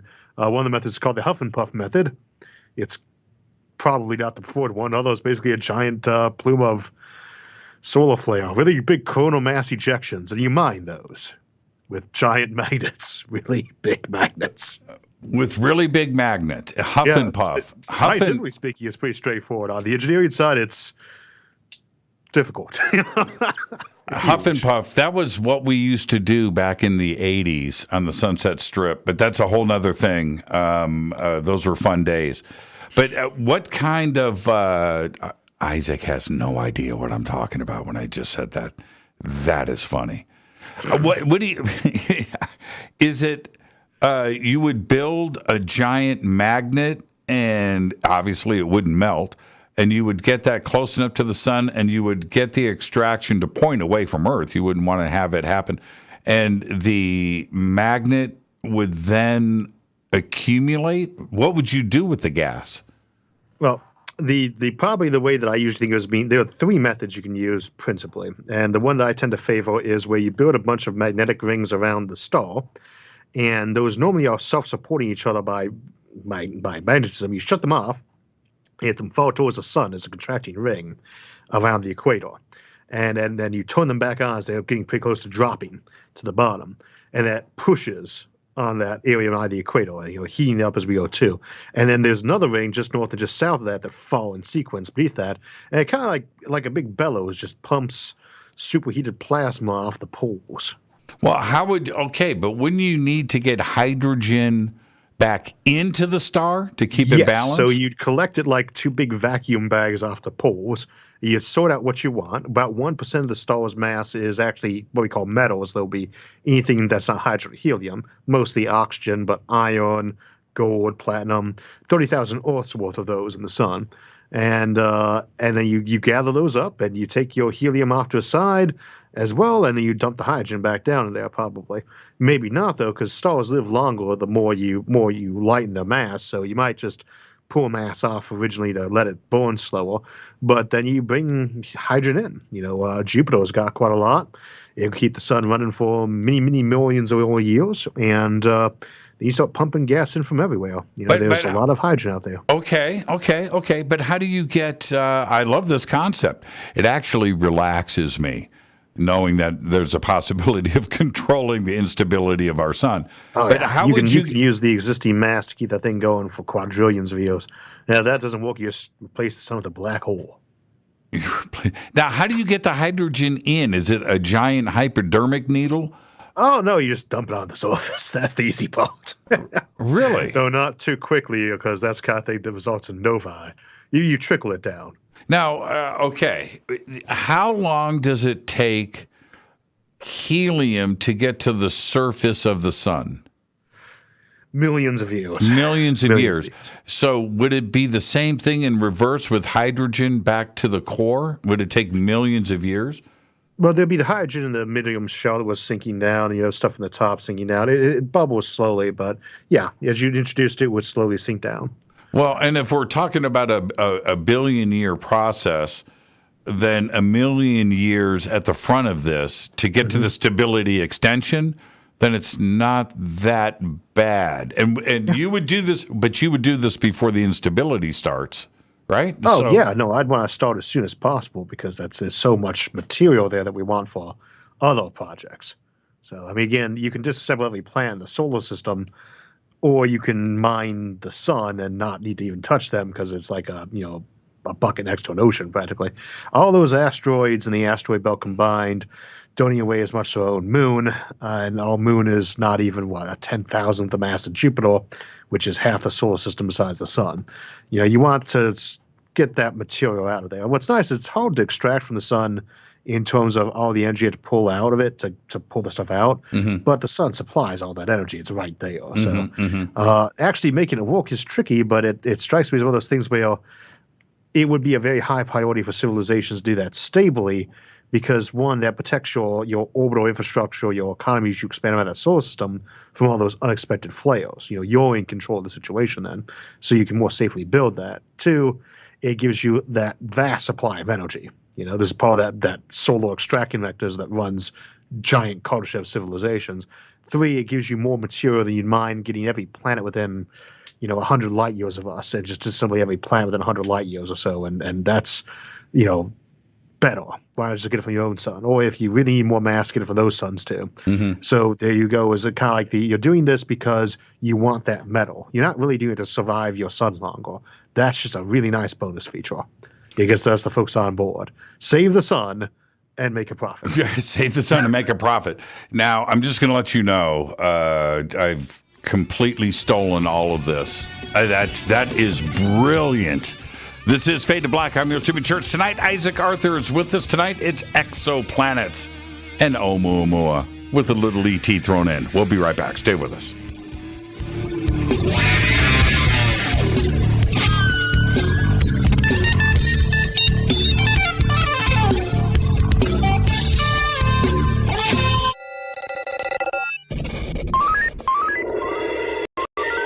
Way out here, we listen to Jimmy Church. You're listening to Fade to Black. You're listening to Jimmy Church and Fade to Black on the X.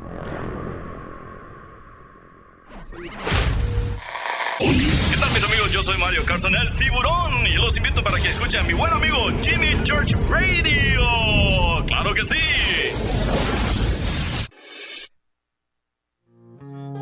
This is Jimmy Church of Fade to Black, and this year, June 18th, 2022, the Disclosure Fest Foundation presents the Mass Meditation Initiative. It's Saturday, June 18th from 10 a.m. to 10 p.m., one day only at the Los Angeles State Historic Park in downtown Los Angeles, California, right next to Chinatown. I'm hosting the event again this year with music performances by Trevor Hall, The Desert Dwellers, Poran Gi, and many, many more on 4 separate stages. There's 16 stages in total, over 30 acres in downtown Los Angeles, with vendors and tents and presentations and workshops with Billy Carson, Adam Apollo, Lori Spagna, Laura Eisenhower, Brad Olson, David Palmer, and many, many more. It's all simple to do. Just go to disclosurefest.org for all of your tickets, information, and a full schedule of the day's events.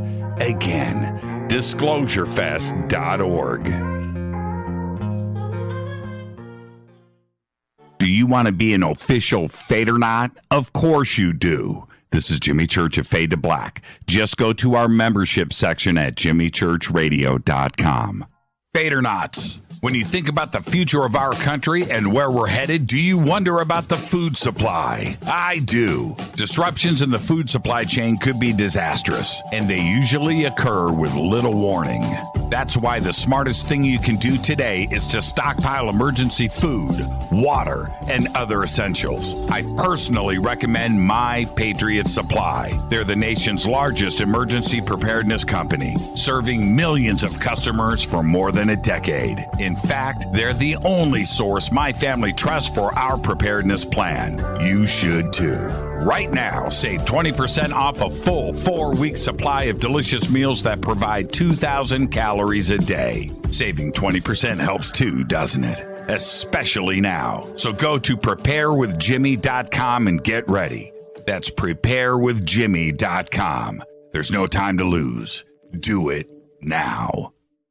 So, you love talk radio? Then you'll love TalkStreamLive.com. TalkStream Live is always on, 24/7, with the best streaming talk shows. Find your favorite talkers and discover some new ones. It's free, readily available online or on mobile with any smartphone or tablet. Finding your favorite talk shows all in one place has gotten a whole lot easier. Just go to TalkStreamLive.com. Be sure to download the free apps from Google Play or the iTunes App Store.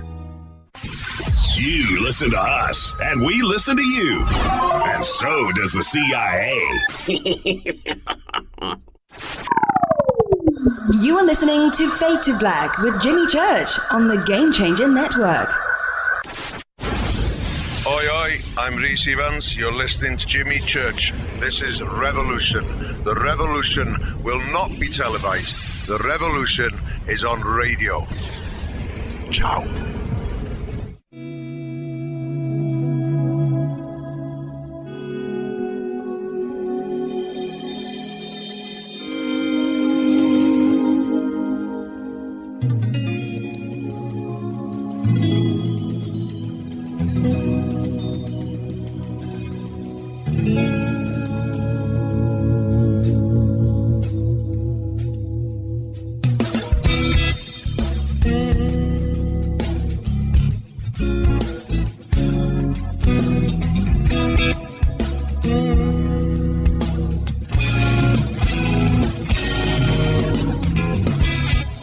Welcome back, Fade to Black. I am your host, Jimmy Church. Tonight, Isaac Arthur is with us. Save the sun and make a profit. That's a t-shirt, man. Our guest is Isaac Arthur. And I want to talk about Oumuamua. And have you read, let's just start here. Have you read Avi's book, Extraterrestrial? No, I haven't got to it yet. Do you have it? On Audible, yes. It's on my list of things to listen to for a bit. It's an incredible book, and it's a great audio book too as well. It's absolutely fantastic.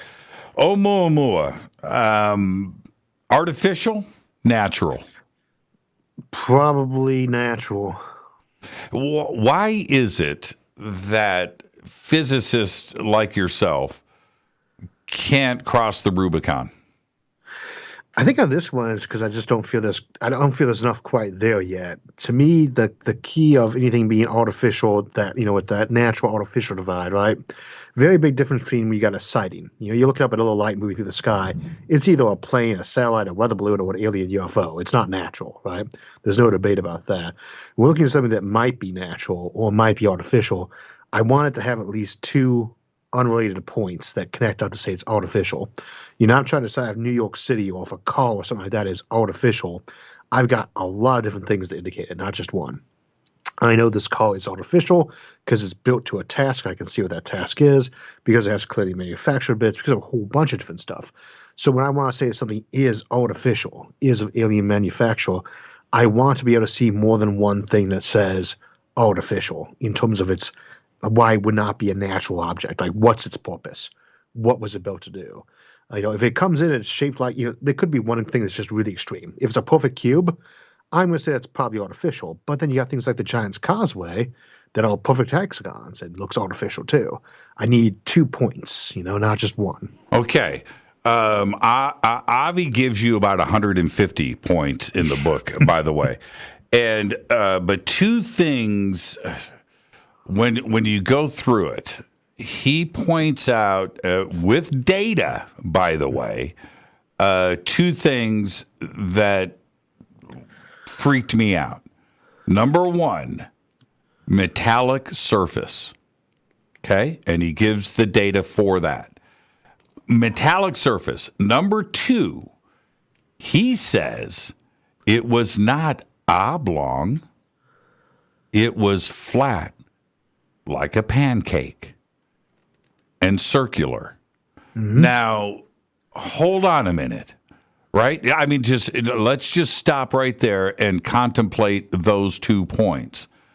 Metallic surface, not a rock, not an asteroid, metallic, reflective, shining surface. And number two, flat like a pancake and shaped like a pancake. Mm-hmm. Now, what natural object have you seen? Right? We photograph, image, and observe asteroids all the time. Mm-hmm. They have a very general shape to it. The size, can vary. But metallic and flat like a pancake are not known asteroid shapes. It depends on what would be making them. We have a pretty limited quantity. I don't agree with his analysis of them being a flat metallic disk, but just an example, I have a planet-destroying collision. It kicks out chunks of material from the core of that planet, molten metal. That big drop of molten metal, as it's cooling and spinning away, can flatten out. In fact, it generally would. Is it going to be able to do that at a rate that allows it, while it's cooling, right, to turn into something kind of disk-like? Well, yeah, how disk-like, how pancake-like are we talking? We have some stars, though, surprisingly, squished up on their poles from how quick they rotate, too. They're all things that can do that. They're all, circles are not the same as a square in terms of nature. You get circles in nature. You get hexagons in nature. And we don't have the data to say that it was in like a perfect circle or things like that. Metallic surface, same concept. What caused it to get ejected from its solar system in the first place? Probably something energetic.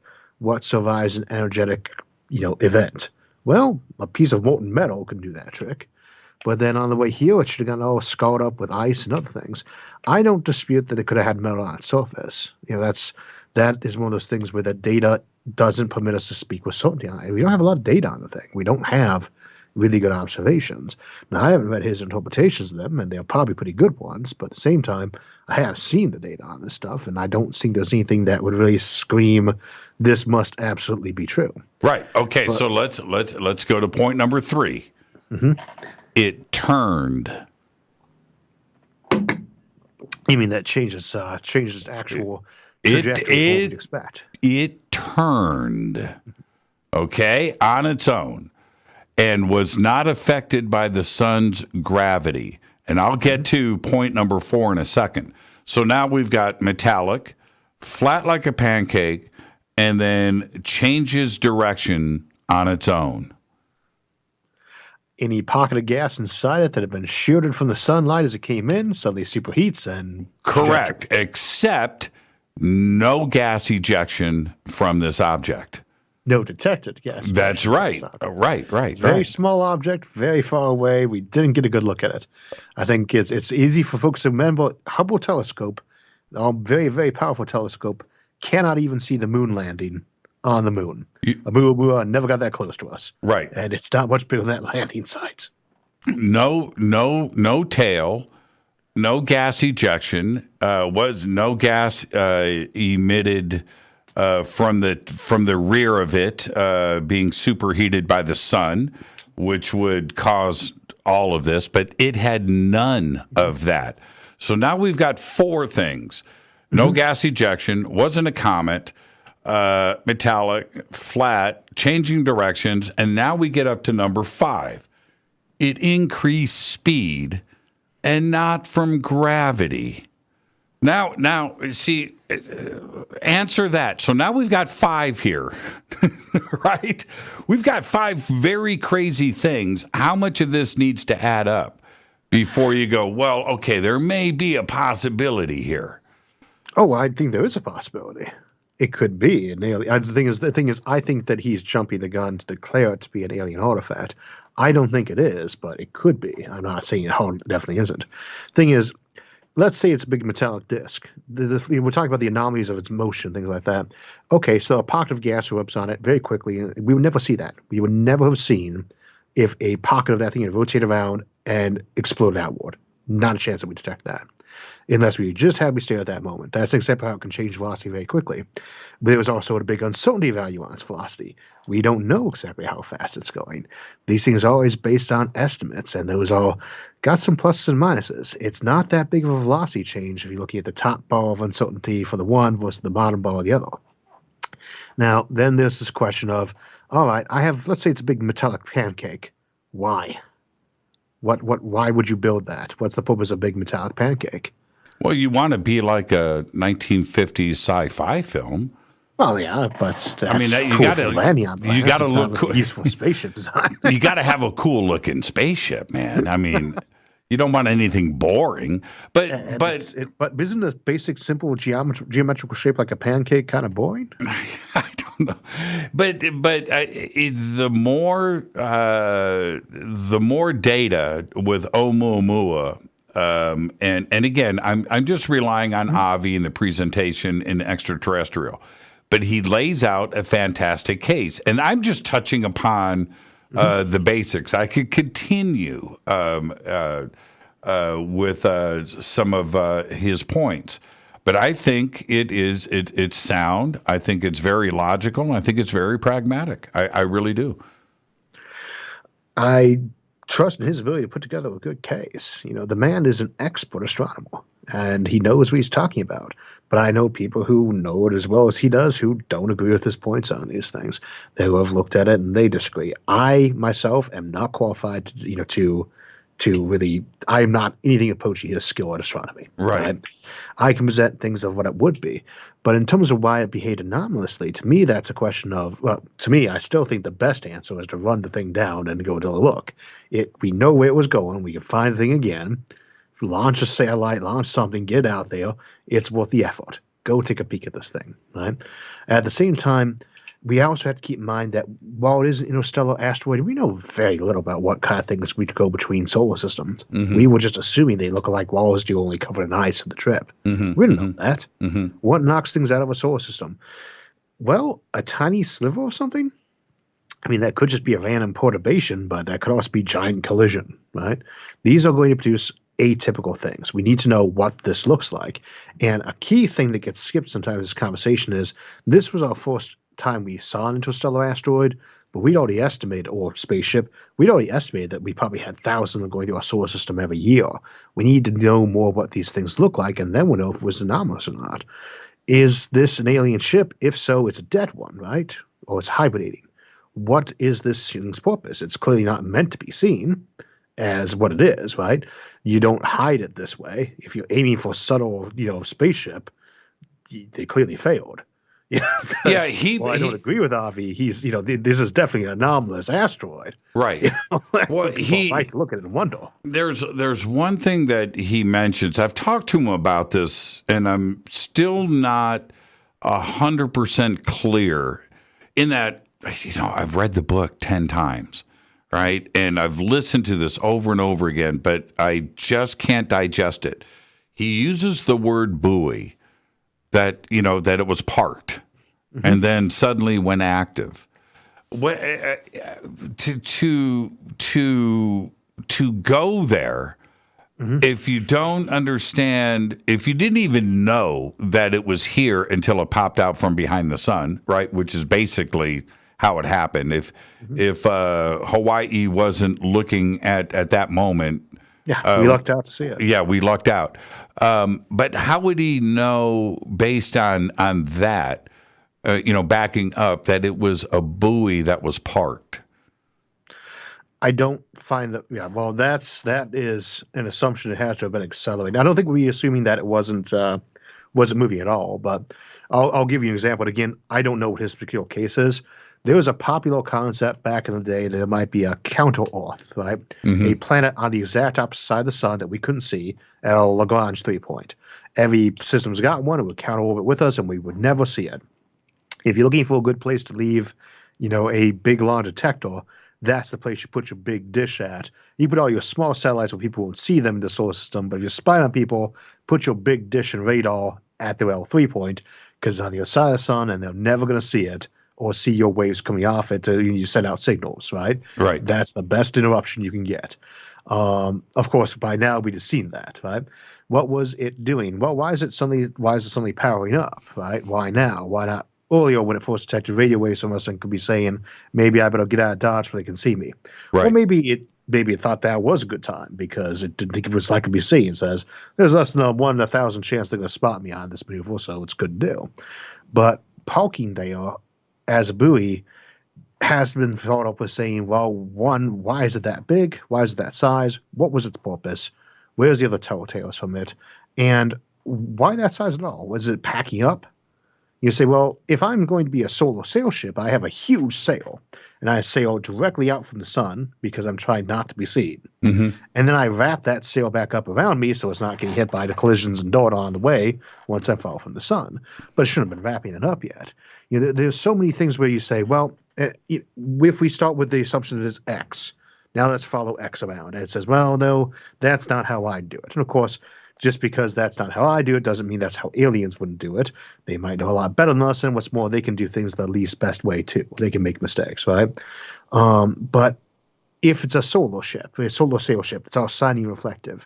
Well, why is it actually being in that shape that it's in right now? Why a disk that's that size? It would have to be really thin then. It's not a good sail. It's not pointing in the right direction to be a sail. Maybe it's wrapping it up. Maybe it's a damaged probe. That makes more sense, He does suggest that actually, that it could be a piece, a part. Yeah, and that's your best case for a lot of these things, is because then it doesn't have to match all the criteria you'd expect for a probe, because it's damaged. It's not doing its job anymore. If its job is to spy on humans, well, it failed if its job was not to be seen. Right. And say, well, maybe it was working on the assumption we wouldn't be too likely to see it, but there are so many ways you can make that ship a little bit less visible, as it were, that it clearly doesn't build around.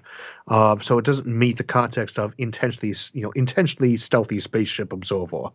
On the other hand, if it doesn't care about stealth, then it doesn't really meet the criteria anyway, because the best way to get a look at the planet would be just to go look at the planet. You get a lot closer. If it's a buoy designed to look at us, why isn't it coming over right by us? Would you, if you were ET, and speaking of this buoy concept, if you were hanging out and observing, would you be out? Would you be in the Kuiper Belt? Would you be in the Oort cloud? And the reason why I would suggest that is that you wouldn't reflect sunlight, when you're out at that great distance, and so visually you wouldn't necessarily be detectable or observable from Earth, right? Yeah, very much so. And it depends on what your power source is, right? we shouldn't just assume they got some really awesome, like fusion reactor they can fit in the car, backseat of their car or something like that. On the other hand, they might have a micro black hole in the back of the thing, that in which case they got power for a trillion years. Mm-hmm. If they're running off of something like solar power, which they might be, then they do need to be in closer. And if they're not, then they need to spread out a big parabolic dish, which makes them just as visible. Right? So if they're solar powered, that helps being closer. And if you are solar powered, that L3 point on the other side of the sun is your best spot for your main thing, right? You can actually beam power to your other things if you have to, like be smaller. But the thing is to be able to send a big signal out, to have your big computers, to have your big, factory that replaces your dead drones and they can't repair themselves anymore or whatever. That's on the other side of the sun, right? Because then no one's going to see it until no one's going to sneak up on you because you'll be catching their radio waves way sooner. And they're going to have to be launching probes out to other planets that are looking in your direction before that's ever going to happen. That's, at least late 20th century stuff, right? If your power plant is something else, though, if it is fission, if it is fusion, if it is a black hole, Kuiper belt, absolutely. And inside some irrelevant little asteroid or cometary body you can just hide in. Right. Again, the sun wouldn't reflect off of it at that distance. I mean, we don't even know what's in the Kuiper belt, actually. We can't really see any of it. About probably 5 asteroid belts worth of icy rocks. Yeah, that's right. And what I would do if I was a probe out there is I would shoot flyby probes around Earth about once a century. They look like little comets if they saw one at all. Highly elliptical orbits. They're probably about the size of a Volkswagen. A and they just tic-tac. did camera, took photos, and then left back around. A tic-tac. Why not? Yeah, sure, it could be. I mean, these shapes go. I would want something that looked like a meteor. But then a lot of things look like a meteor. It's a random piece of garbage is basically what meteors are. Sure. You think if it was an almost stone shape, they'll be in. Now, last night I had Paul Hynek on the show, J. Allen Hynek's son. He's brilliant, and he's an AI. He's a professor at Pepperdine, but really understands code, really understands AI and other concepts, and of course. E.T. loves to talk about that. One of the things he talked about last night is how, and you've discussed this, so while this is fresh in my mind, how we would interpret an incoming signal. What would E.T. send us first to get the conversation going? Or let's say we go first. Right? What is it that we would send to them? And what I suggested is that ET would send us like the binary equivalent of in binary hydrogen. And if we could figure that out, right? And that's what we would send it because hydrogen, being so abundant in the universe, they know what hydrogen is. If we send that to them in binary, we could they could figure out our language slowly. What would you send ET first, and how would you do it? Well, the usual idea being that you would post these physical constants at them and things like that, and those work great. But what I would send, because I want them to apply to me as quickly as possible, is I would send them their day length and their year length, so they know I was sending a message to their planet. I want the message to say on the front end, "I know where you live." Because if you send them, they're basically you're posting their day length and their year length at them, right? Right. And what you can do, it's just time ratio, 3 to 65, 24. And that's the ratio there, 365. Just pumping that number out, they're going to guess what it is, 365.25, whatever it is. And that says, we are looking at your planet. Ooh. We know where you live. You might as well apply. Ooh, smart. Yeah, right. There would be no second guessing. If we got a 365 coming in, that's not a random number. And you still send your stuff like your pies or your perfect squares or the other numbers, but you send that number because it says, "I know where you live." It's not a random message out to nobody. It's, "Hello, this is what we can see about you. And that's something you can pick up from plant pretty easily too. Yeah. So you don't have to be all that advanced to get there. You'll be able to pick up day length and year length off plants pretty quickly, exoplanet studies. So you send it out them and there you go. Because the biggest question they got going isn't just, is this a signal or not? Because you start getting pi or, square numbers, sent pipe technology to the radio, that's real. The question is a hoax or not, but it's an artificial message. Right. And then it comes off and it says, oh, and by the way, this message is addressed to you. We are knocking on your literal door. That means they don't have to sit around and be like, well, should we reply or not? Because if we do, we might give away our presence. Maybe it's designed to, expose us to a hostile universe. Well, it's already that part's already answered. Yeah. Right? And there wouldn't be any question about it. So you have to reply. And it takes the decision off them. And that, right. You got to always think about what you could do to these folks. You could cause a war on someone's planet by sending them a message and making them have to decide if they want to reply to it or not. Because you could have people saying we're going to go blow up those towers, things like that. You send a probe by someone, you say, oh, I'm sending a flyby probe.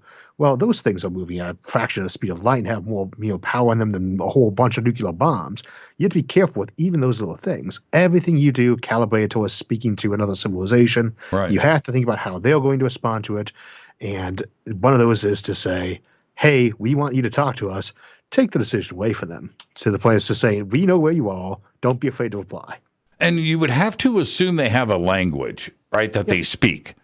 How would you deal with that? I mean, is it like teaching, like Helen Keller for the first time that has no concept of anything at all, zero, but you have to figure out the alphabet and punctuation.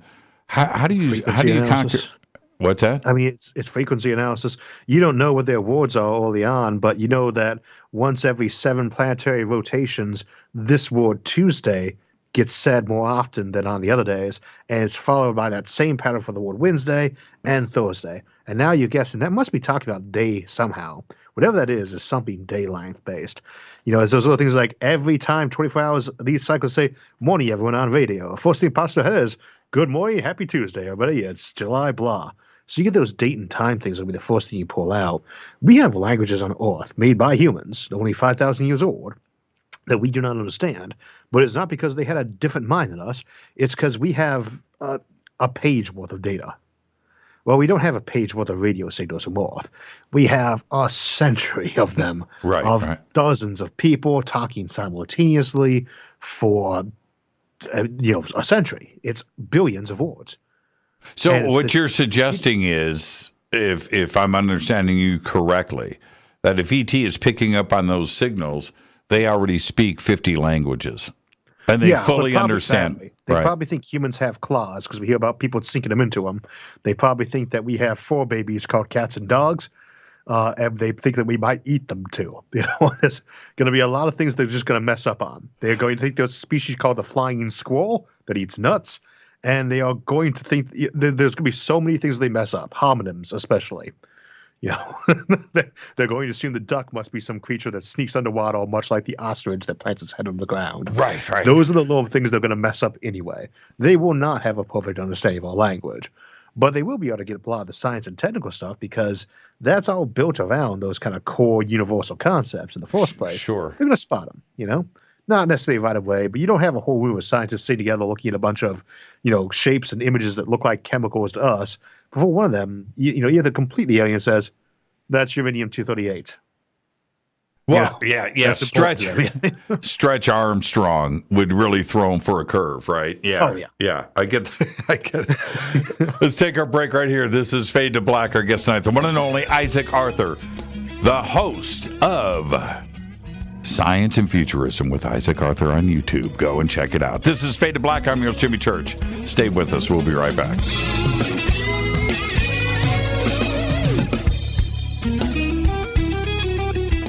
Hi, everybody. This is Rob Halford, the Metal God, on jimmychurchradio.com.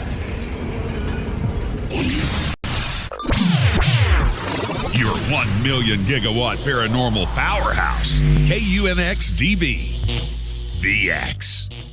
Are you ready to read about true paranormal events? Unex Media publishes nonfiction books about UFOs, ghosts and haunted places, time anomalies, cryptid creatures, and more. Just like KUNXDB Radio, it's all about unexplained phenomena. Visit www.unxmedia.com to see our list of great book titles by Debbie Ziegelmeyer, Gene Walker, Devin Listrom, Wayne Lawrence, Bill Spicer, and yours truly, Margie Kay. That's unxmedia.com.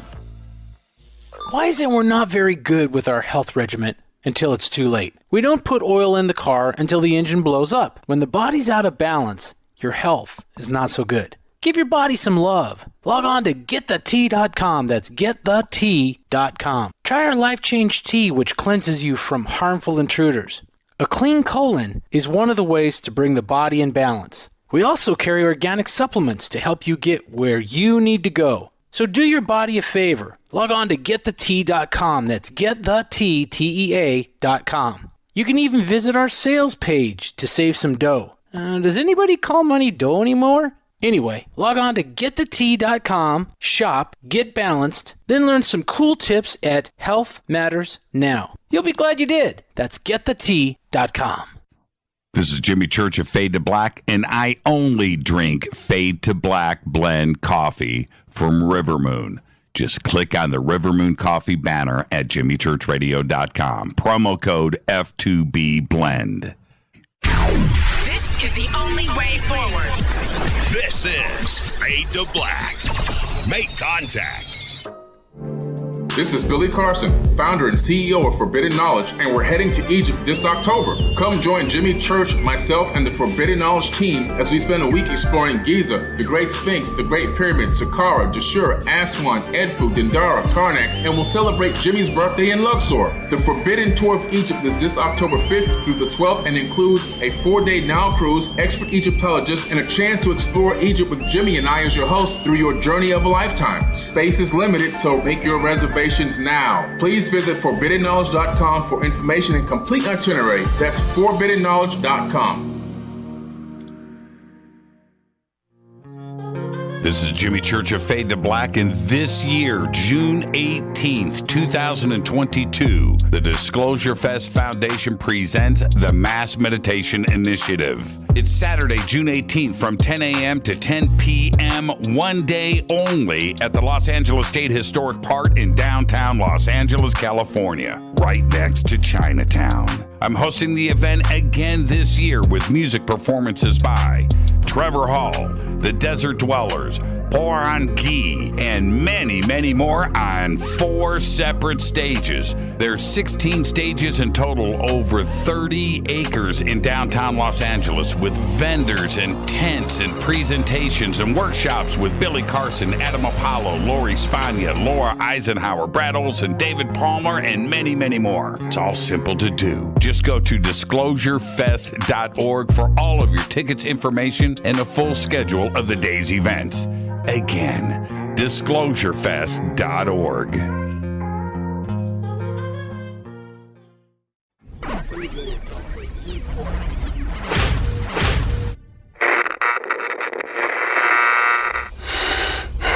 You want to know a secret? I love ponies. I really love ponies. I'm serious. I couldn't stay sane without ponies to brush. Why Fade to Black? Because you never got that pony, damn it. This is Fade to Black with Jimmy Church on the Game Changer Radio Network.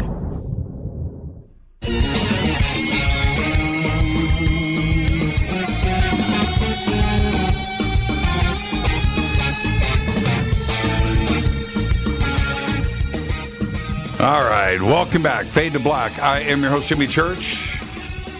Tonight, Isaac Arthur is with us. Exoplanets, Oumuamua, check. E.T., we haven't gotten there yet, and I'm going to go into another zone, do a little segue, which is the Department of Defense right now. the interest in ET and things that are being witnessed by different branches of the military has now got the attention, as we all know, of the Senate Intelligence Committee. We've got the Gillibrand Amendment in the new budget that is now legislation going into 2022. We've got a new task force established based at Wright-Patterson, I might add. I'm sure you're part of, you're chairman of the committee over there. But here's the deal. The Department of Defense, the opposite of Neil deGrasse Tyson, by the way, the Department of Defense has said it's not foreign adversaries, it's not us, and we have the other bin. Those are their words, not mine, right? Now, they're saying everything but we're being visited by ET, but they've checked everything off. They've scratched everything else off of the list. What do you, as you hear all of this, Isaac, what do you think is actually going on? That's a hard one because I've long been of the opinion that they were terrestrial vehicles, that the people they most likely belong to was another branch of the military, or even the same branch, different department. Because, who's got the most advanced stuff that would also be hanging around our fleets to check that? Well, it'll be our stuff, right? And our own submarines regularly go up by our own carrier fleets to see if they can get detected or stuff like that. If it's terrestrial, I think it's ours. And, I don't really accept those answers from them anyway, because one, if they're running secret missions, they are not going to tell us. Two, I mean, we can check them off to some degree, but it's not they're necessarily going to be recording those very well. They feel any obligation to necessarily report those unless they were under extreme orders to do so. If it's somebody else's, if it's like Russia's or China's or India's or whoever's, that doesn't mean that we would know. I don't think they go bragging to us to get some stealthy system. If it is an alien system, and this is the big one, I want to know what they're doing. Why would you go and essentially taunt a carrier flight? Those are that particular one, right. The dives down on the sea. I'm not sure what's down at the bottom of the ocean. They'd be interested either. But that's the question to me: is I don't know what they want. They could easily be aliens. I don't want to rule that out. To me, that's 1 in 10. But it's a real number. That's a real number. Okay, 1 in 10. Here's let me go back to your point. And I have discussed this at length with crew members that were there with the Nimitz, specifically, radar operators and flight control and the launching of those F-18s to go and look at these targets. Kevin Day, who ordered that, was a guest on this show too as well. So here's the deal. If it was ours, and secret programs and so forth. Okay, but that would have to have been done outside the purview of Congress and the Senate and apparently the Pentagon as well, where an entire carrier battle group was unaware of testing of their radar Spy 1 system and could have really caused a lot of problems with activating flight crews and F-18s and things, that you're putting lives in jeopardy. And outside of any regulation at all and not known by Congress or the Senate Intelligence Committee, who are now asking questions. Who should have been asking questions for a lot longer. And to be fair, did in like the 70s, for instance, too. But, I generally tend to be on the trusting side where government's concerned, and even I don't really trust them that much. Let's take the obvious human example. They were running a test on something. It didn't go well because they got the whole big scramble up on it of things going on, and they did not want it known that happened. So they deleted that entire drill took place secretly anyway in the first place, and it just happened to be at a slightly different place and time when they were coining that well. So, yeah, no, we weren't over there at that time. We were flying over there with our stealth prototype. That kind of thing is not that unbelievable to me. I don't like to accuse anyone of anything. It seems I'm not going to accuse any of the pilots of not seeing what they saw, things like that. But right. There's the same question that comes up is, if it's an alien ship, well, okay, maybe we do know about that already, what they think it was, and they thought it was aliens. Now they'd say, Now we don't want anyone to know that's the case, so why not just say it was a drill, right? Or the same sequence of events we go on a lot of these sites. We don't know what it was, but we shouldn't take assumption about what it is because of that. It could be exactly what we tend to think it is, and that it is either, another country screwing with us, or one of our own departments that's not admitting to it, alien UFOs actually running buzzes on our fleet. I don't know. Right. I don't know. Now, as a physicist, if we look at the data and we listen to the eyewitness testimony from the crew members on the ships, number one, and number two, the pilots themselves. Okay, so we have radar operators, we have the weapon systems, we have the crew. Also, Sean Cahill, who was I guess the best way to he's like the sheriff. Okay, he's the sheriff of the Navy. He's a commander. He was also on the show too as well when all of this went down. Okay, so if we understand correctly, and this is from multiple sources, not just one, that as a physicist, when you hear that this object, 40 feet long, right, went from 80,000 feet to sea level, well, it parked at 28,000 feet. So 80,000 feet to 28,000 feet, then down to sea level in less than a second. How is that possible? What are we now? What are we talking about here from a physics perspective? Anti-gravity.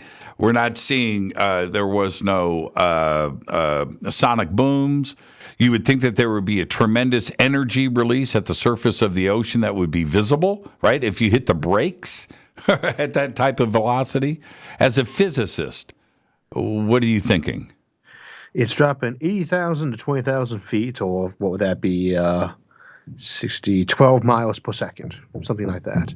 That is faster than the actual orbital velocity around this planet, but it is the kind of speed that things come into our atmosphere at. There are a lot of things coming that fast.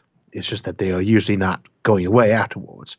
What would cause it to drop that height and anything coming from space would be going that fast? It's not the speed you'd expect a ship to be going at. From a physics standpoint, pulling out that velocity is no big deal, right? It's just a matter of letting yourself fall and being skinny enough that you're not getting a whole ton of drag. Skinny and thick. Take rods for God. They say the orbital bombardment techniques, right? Take a big tungsten rod and drop it.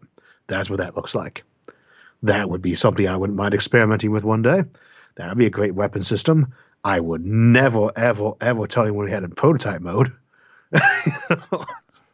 What does that look like when it detonates? Well, if I detonate it, say, 20,000 feet up in the air to break into a whole bunch of smaller, possibly self-directed little bullets that are going to go land places, like an anti-personnel cluster munition, well, that might look like that.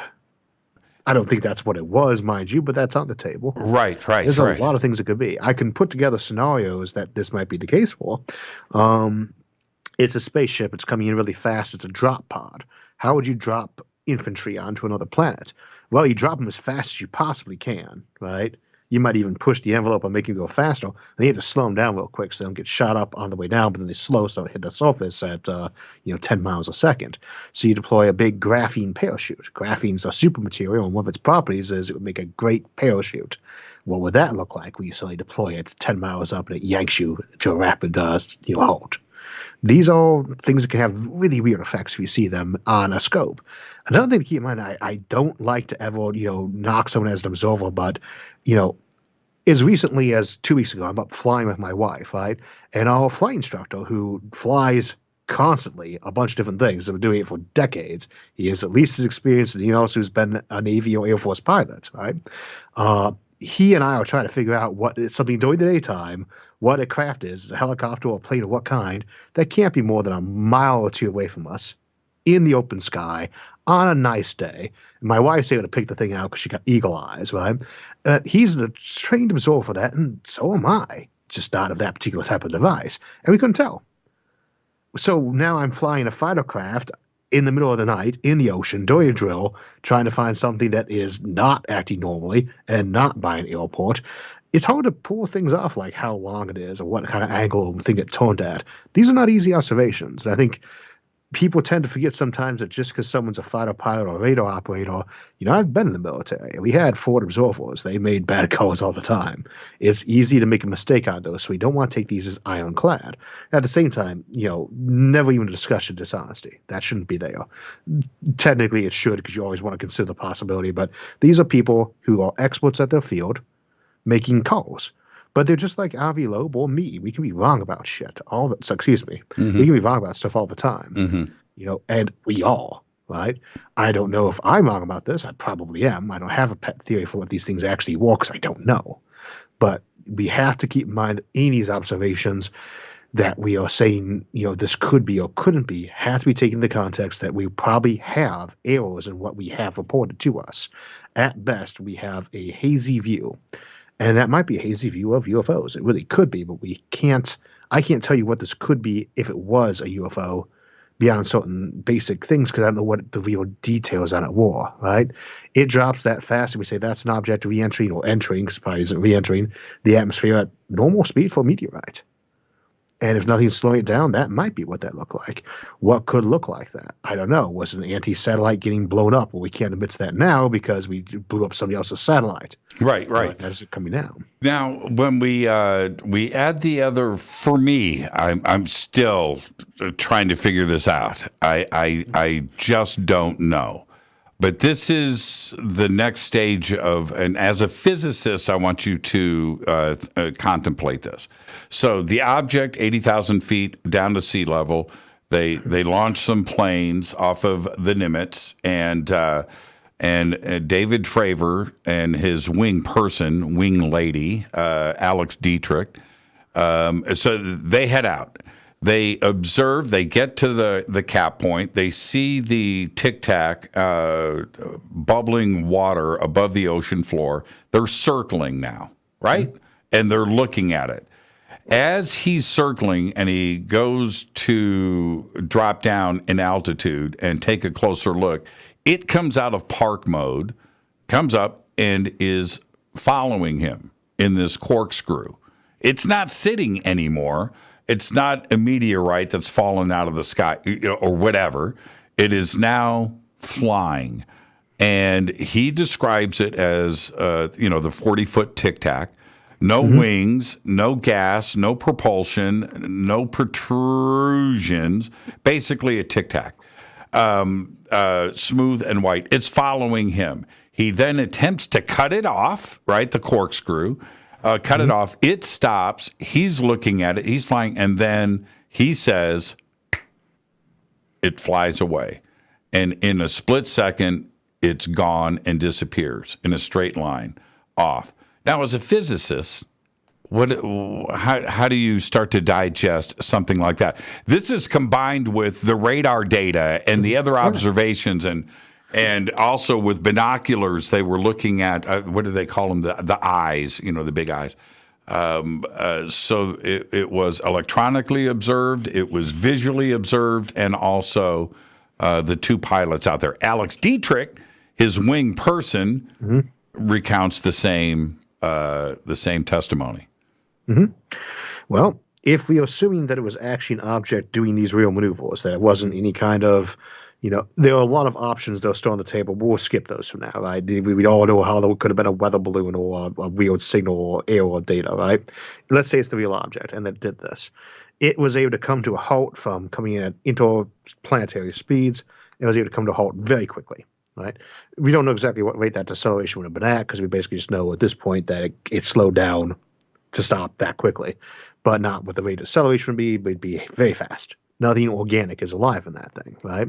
Nothing classically organic anyway. But it could be a robot, easily enough. We have artillery shells going to do better than that. Right. So the fact that it's making these weird maneuvers, all that requires is the kind of power system that we'd actually expect any spaceship to have anyway. To get to interstellar cruising velocity means you need a lot of energy. The ability to actually power up that quickly, that's a little bit different of a story because it means a lot of energy and a lot of good engineering. Right. But doable. Right. At that point, the rest of it, that's minimal. It's chasing after him. Why is it doing that? I have no idea. That seems really stupid. It could be someone's homing missile, We could probably build something that could act like that for a few seconds. All rockets have a burn time that's basically how long they can levitate in the air at 1G. It's usually a couple minutes, 3 or 4 minutes, good rocket fuel. Those are good rockets, right?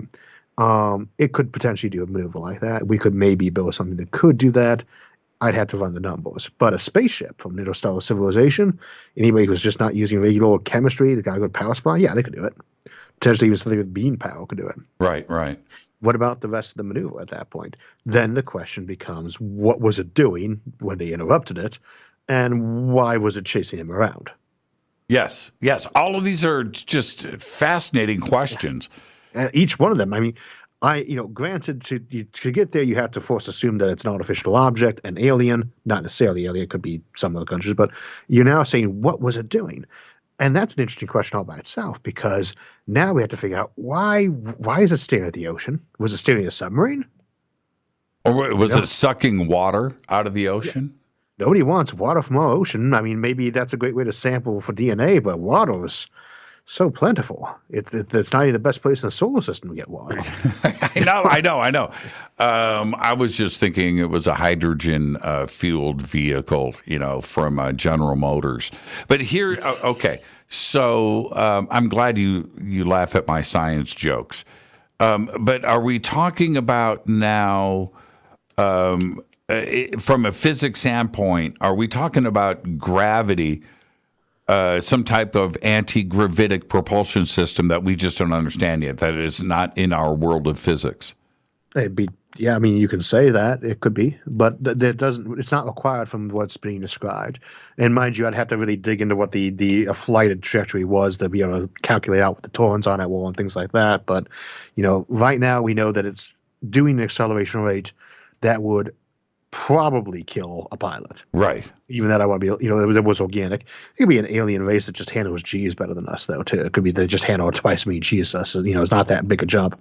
Is it Or it could be post-biological. Okay. Or it could just be a remote drone probe like we have. Yeah, certainly. Now, and that doesn't require a gravity drive, but it would sure help. Okay, this is let your mind go for a second. Is it possible to have some type of gravity? I may be choosing the wrong words. A bubble around the craft where G forces on the inside simply don't matter. You could take a right turn at 80,000 miles per hour, and you and I could survive. Is that a possible? Namesake Isaac Asimov, when he finally got around to writing the 4th book of the Foundation trilogy, gave him a gravitic engine for a ship because it lets them do inertialess acceleration too. Right. If you have a gravity drive, it's very likely that you would also be able to have the kind of inertial dampener as you see in the Star Trek ships, for why they don't get themselves smeared across the front of the ship every time they turn their engines on, even to do basic maneuvers. If it's got that kind of drive, then yeah, they could do it with an organic pilot. I don't think that's, again, we don't know what the alien organic makeup would be, and if it's organic, so it doesn't really matter because it could be a robot. But yeah, if you've got a gravity drive, there's a good chance you can do some tricks with inertia and acceleration that would let you survive some impressive maneuvers. Now, let's suppose a couple of things. It's a good way to save fuel, too, if you can change your inertial mass during an acceleration. Just kind of switch it back and forth. Oh, suddenly and you wave more and slow down. Right, and fake out known physics, fake out Newtonian physics. Well, yeah. If you can play, and again, quantum gravity might give options for things like this. I would not be, to me, a anti-gravity drive or artificial gravity is not in that realm of fast light travel or perpetual motion machine where it breaks any rules. There's no rules that are being broken by that. We don't have a clear pathway to getting that. But there's nothing to me that violates the rules about artificially produced gravity. And nor is there anything that would say that you couldn't play around with the Higgs bosons to change an object's inertial mass, which would let you very quickly change speed without having to change energy, because momentum is mass times velocity. If you say drop your inertial mass to a 10th of what it normally is, your velocity should kick up to 10 times as much. We have written into the legislation now, we have 3 reports on UAPs and UFOs that are to be presented to the Senate Intelligence Committee this year. 2 that will be public every 6 months, right? So one in June and one at the end of December, and then one classified version of the report in December, and that only goes to the Senate Intelligence Committee.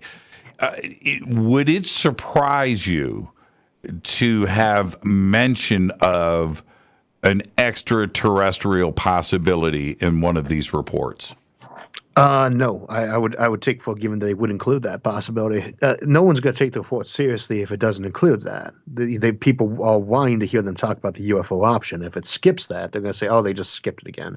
And you can be a hardcore skeptic like myself or a complete believer, but you're still not going to take a government report discussing these anomalies seriously if it doesn't have a chapter that discusses this might be aliens, why or why not. They can't just skip that. That has to be discussed. They might discuss it the way I would discuss it, as probably not for these reasons, or they might say, we think it is. I don't know. That one's hard to predict. But I would guess they're probably going to leave it as question mark. Right? Do you? Okay. And one last question. You're going to stay for overtime, by the way, because I saw you go and get another cup of coffee. I saw you do that.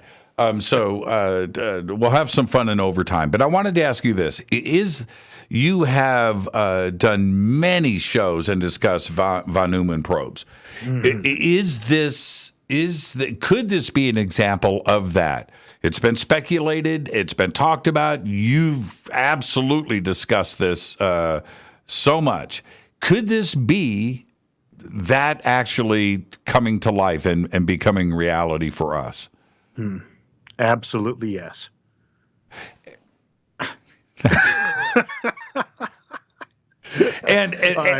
Okay. I would say that this comes down to the idea that the key thing about a proper von Neumann probe is it should be dumb.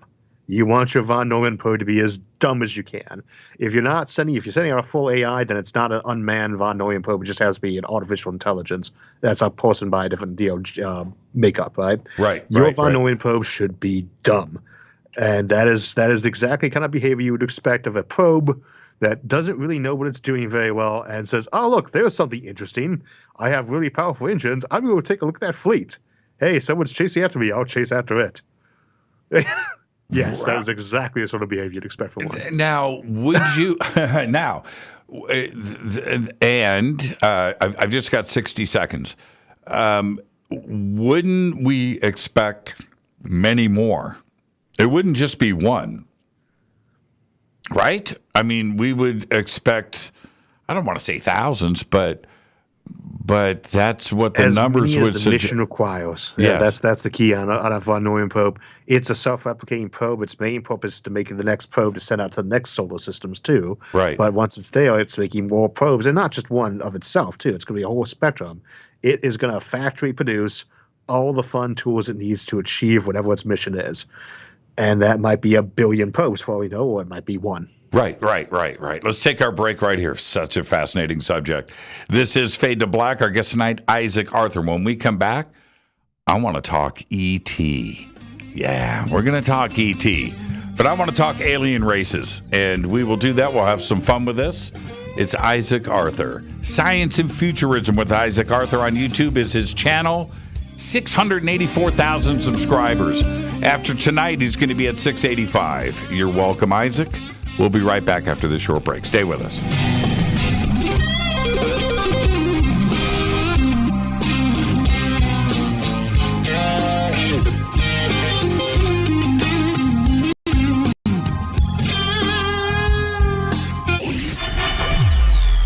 You're listening to Jimmy Church and Fade to Black on the X. Hey, what up, y'all? It's your girl Vivica Fox here, and you are listening to my boy, Jimmy Church, on jimmychurchradio.com.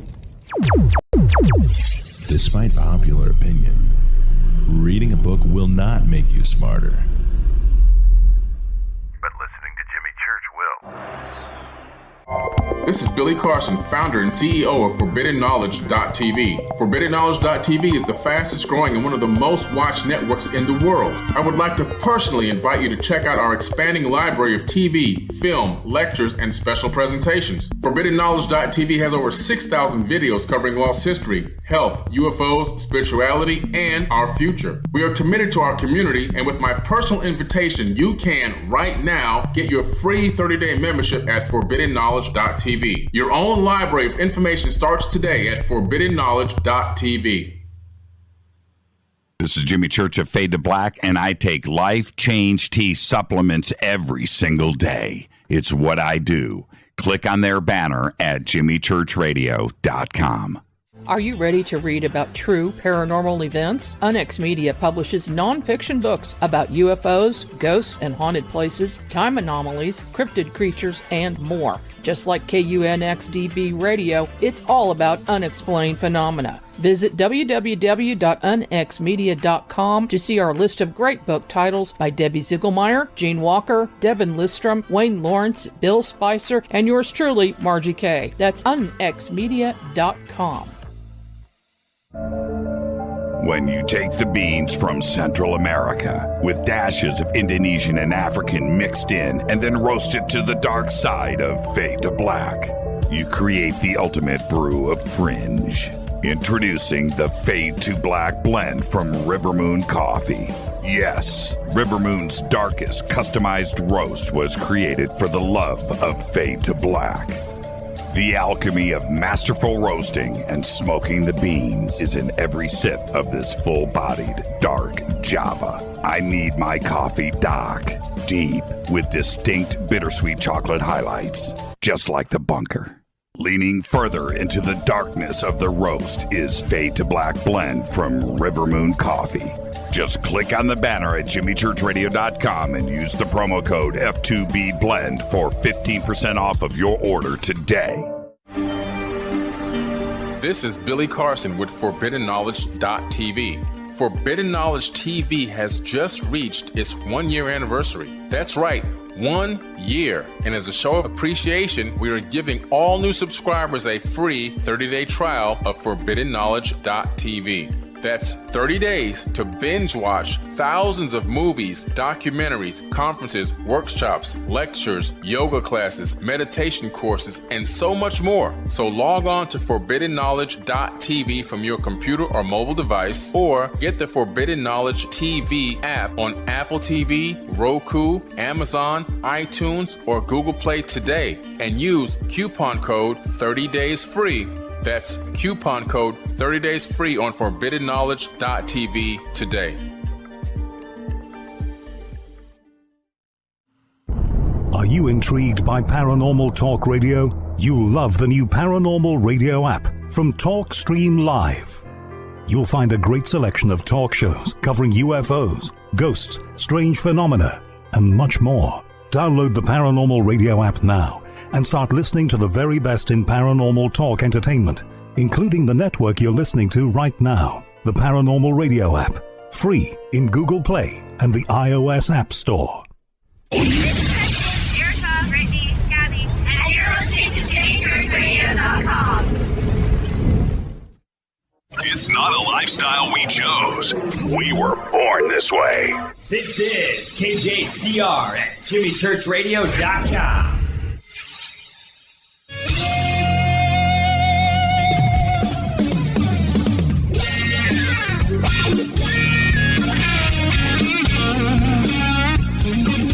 All right, welcome back. Fade to Black. I'm your host, Jimmy Church.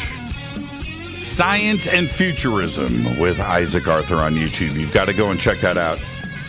We're heading into overtime, and we've got everything checked off the list tonight except for E.T., Isaac. Now, I want to discuss DNA. Chemistry is chemistry. Right? It's got to be the same chemistry in all parts of the universe. Maybe there's elements out there we haven't discovered yet, but nonetheless, the basics are the basics, which would suggest to me that life is universal and DNA would be universal. Is Is that what we should consider here? Is DNA the same everywhere? Well, probably not. In terms of like what we think of it as being the code that things keep their life on. We've got RNA here, and we've suggested there might be UNA. You've got 4 amino acids out of the 20 that we use in our body. We use 20 in our body. 4 of them are the ones we use for DNA. Now, and another 5th is the one for RNA. Even assuming that life was being built on amino acids, there are another 500-600 identified amino acids last I checked, and probably some of those could be used as part of that core 20 that life uses, and probably some of them could be used in the same way that DNA is. So we don't want to be assuming those are the ones that everything uses, even inside the life idea of amino acid based life. And I would say it's probably going to be a lot like the humanoid shape, the 4 arms, 4 legs. It's not going to be that surprising to find things built on amino acids, but it's probably not going to be the exclusive realm of that. I would be surprised if we found that DNA was the norm. I would not be surprised if we found that it was common. So the construction of DNA, the double helix, would be similar. Mm-hmm. The amino acids, the 4 that we use, may not be the same 4 amino acids elsewhere. Yeah. Okay.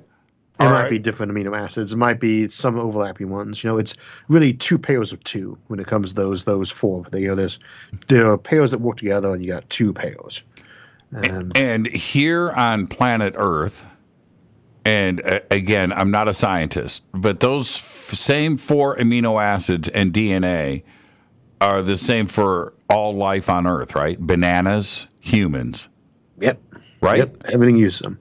And you get that basic system, you stick with it. And everything being descended from that same source. But we have to remember, again, there's RNA. I can't remember why I cannot think of the other one that uses right now, but Toulouse or whatever it is.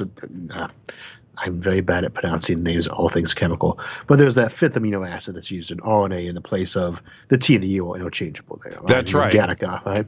There's a U for RNA. And so maybe there's some different ones that they'll paired up. Again, I wouldn't expect it to be uncommon, but here we can't even be sure that on Earth we haven't seen something besides that. If you got RNA and DNA, maybe there was a GNA at some point in time too. There might have been something that was kicking around for billions of years even on this planet, but probably just a short period of time that just died and doesn't show up in the fossil record because it never really expanded. Yeah, RNA fascinates me just as much as DNA. In that RNA and how nature has worked this out. That's why I keep thinking that there's something other intelligence involved in this process, because RNA is used for the transfer of information. That's crazy to me, how nature has figured that out all on its own. It's, and again, I always see the big check mark on that one too, because when you approach this from the science angle, you're supposed to begin by the assumption that you're studying natural phenomena. So your answer 1 should be that it doesn't necessarily have to be natural, but we're aiming to get that. That's our assumption as we go through. We could be living in a simulation. This world could be seeded by alien life forms. This could be a different iteration of our planet. There's a lot of these options that shouldn't be casually dismissed, right? But from the science standpoint, you have to work under the basic assumption that either the mediocrity principle is true or the anthropic principle is true. And that being the case, you're looking at it and say, these natural events are probably natural. If I don't know what they are, they're natural until I prove otherwise. So no, we don't know for sure that there wasn't other types of, that DNA worked entirely on its own as a purely natural process, or that's what's used on other planets, or there are so many question marks on things like that. Now, tardigrades, same DNA as us. Yeah, they're freaks too, aren't they? Yeah, total freaks that survive in the vacuum of space. And apparently they love radiation too as well, right? I mean, mind-blowing. There are so many freaky, unbelievable life forms that we discovered. I was saying earlier that, like, reading astronomy books that were on the library shelf in the kids section between, like, the 1950s and 80s all mixed together, and just the sheer change in that 30-year window. And it's just as bad with extremophiles and life forms on Earth. There is stuff that you would read from very proper experts who were sincere, genuine, and hardworking scientists who would say something like that is just impossible. And then it just comes right by, and there you go, right there. it was all freaky little thing living in lava or something. Right. And tardigrades are cute too, in a weird way, right? Those and they're real. As crazy as the most insane thing that you could think up would be the tardigrade, right? and they're real. Now, okay, panspermia and this concept, as far-fetched as it probably sounded when it was first suggested in the 70s, meteorites have crashed to Earth with basic sugars that make up RNA. Now, nebulas made out of those basic sugars too. Right. So this doesn't really get to be as far-fetched and as crazy as it sounds, does it? It's my preferred number 3, although I guess it has to be my number 4 now. Does life start around thermal vents in deep sea, or does it start in tidal pools, or did it start in panspermia? I guess now one they're looking at is, did it start underground in the surface soil instead? And that's supposed to be another big contender. But panspermia is my outside chance dark horse, but very valid candidate. Yeah, absolutely possible. And so now, if you staying on this, it's so funny. During the break, I hit Isaac. I said, "It's going to be DNA, man. We're going alien DNA." I read so much about this, and I study so much about human DNA. But the particles in the universe only combine so many different ways. It's not an infinite amount of combinations. But it's a very big number. It's a big number, but it's a big universe. Mm-hmm. And so the possibility, the random combinations of things has to eventually just repeat almost to an infinite amount. So if we take a look at that, if you were going to have a concept of what an alien race basically would look like, what do you suggest? 8 legs, mushrooms, flying dinosaurs, humans? You know, what is an alien to Isaac Arthur? A wonderful topic for an episode. Right? I grew up on Star Trek and Flash Gordon and Doctor Who. To me, when I mostly picture an atypical alien, I picture either a human with some very nice prosthetic makeup on, or some silly creature that looks like it's made out of tinfoil and garbage that they threw together on the sound set behind on a cheap budget. When it comes to what's going to work for an alien mechanically, anything we see on Earth has to be considered realistic, and we got stuff with 8 legs, 6 legs, 4 legs and wings. I don't know how many legs a centipede actually has, but many. You've got things that don't have bilateral symmetry like starfishes. You want an example of alien life, just look at deep seas, and that's, keep in mind that those things are still probably related to us. Jellyfish are as alien as you're going to find on this planet, so a starfish at the macroscopic scale, and they are alien. You got creatures that have donut-shaped brains, that have their brains extended out throughout their entire body, that don't have a mouth, that don't, bees, insects, they don't even have blood. They have hemoglobin equivalents instead, no lungs. There are so many weird combinations that we get for life just on this planet that when it comes to what that could be put together under an alien sun, who knows, What differences are there in a planet where the gravity is just low enough but the atmosphere thick enough that they can get away with sucking in helium from the native atmosphere to float around? Now the big green black, gas blimp creatures that float around the surface. You could have all sorts of weird stuff that goes on in those things, and just amazing to contemplate some of the weirder options, but it's almost an exercise in futility, because I am certain that when we do find alien life, and I'm not a big fan of the idea that they've come to reach us, but I do tend to think we're going to find it all over the place in the galaxy. And I think that if we find it, if it's not just basic microorganisms, if we actually get to find animal life and its equivalent, it's going to be so much weirder than we'd expect. It's, reality is always stranger than fiction. Well, okay. And you can stop me at any point and just call me crazy. But an octopus or a jellyfish, right, that's life, no doubt. Yeah. but they're not going to. They don't have fire. They live in water. So without fire, you're not going to progress into an industrial age. I could be wrong in that thought process, but I don't see octopuses developing interstellar craft. Oh, sure. So, no, I mean, I have a whole episode just on how very nearly impossible that would be. Right. Oh, okay. Spoilable. The answer is very nearly impossible. You can put together some pathways where they might be able to do it, but it's so iffy. You got to remember, we had fire for 1,000,000 years before we got around to actually inventing pottery or metalworking. Right. So, you're using this for this basic purpose of food cooking and warming yourself. Right, right. And you're already in the adverse environment. People, generation after generation after generation, was sitting around the fire, which you couldn't do in an ocean, before someone said, hey, maybe we could melt mortar with this and make some pottery. That's a big jump. On the other hand, if they just keep getting smarter and smarter, as evolution, if intelligence is something that evolution aims for, if they just keep getting smaller and smaller to the point that their average citizen is smaller than Einstein, they might one day go from, we've been a civilization for millions of years now, and it just occurred to us we can do technology. And now we've invented it like that because we're all geniuses. Our brains just kept getting bigger and bigger. So now we're giant, squid brains that wander around, and we go from we never used fire before to how to make an atomic pile that quickly.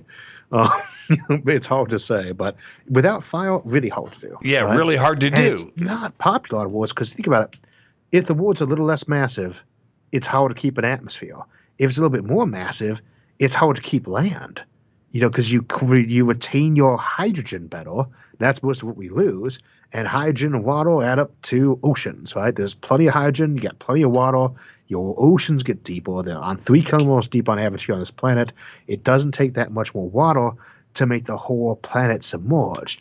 More water, more erosion, bigger planet, more spin. It just wears the land out, and there's no place to start a fire because there's no land. And so you would have to have land get out of the water to develop into an industrial situation, right? Okay, so yeah. In that case, is the best design, what do you picture? Bipedal? Does it have to have 2 arms and 2 legs and opposing thumbs?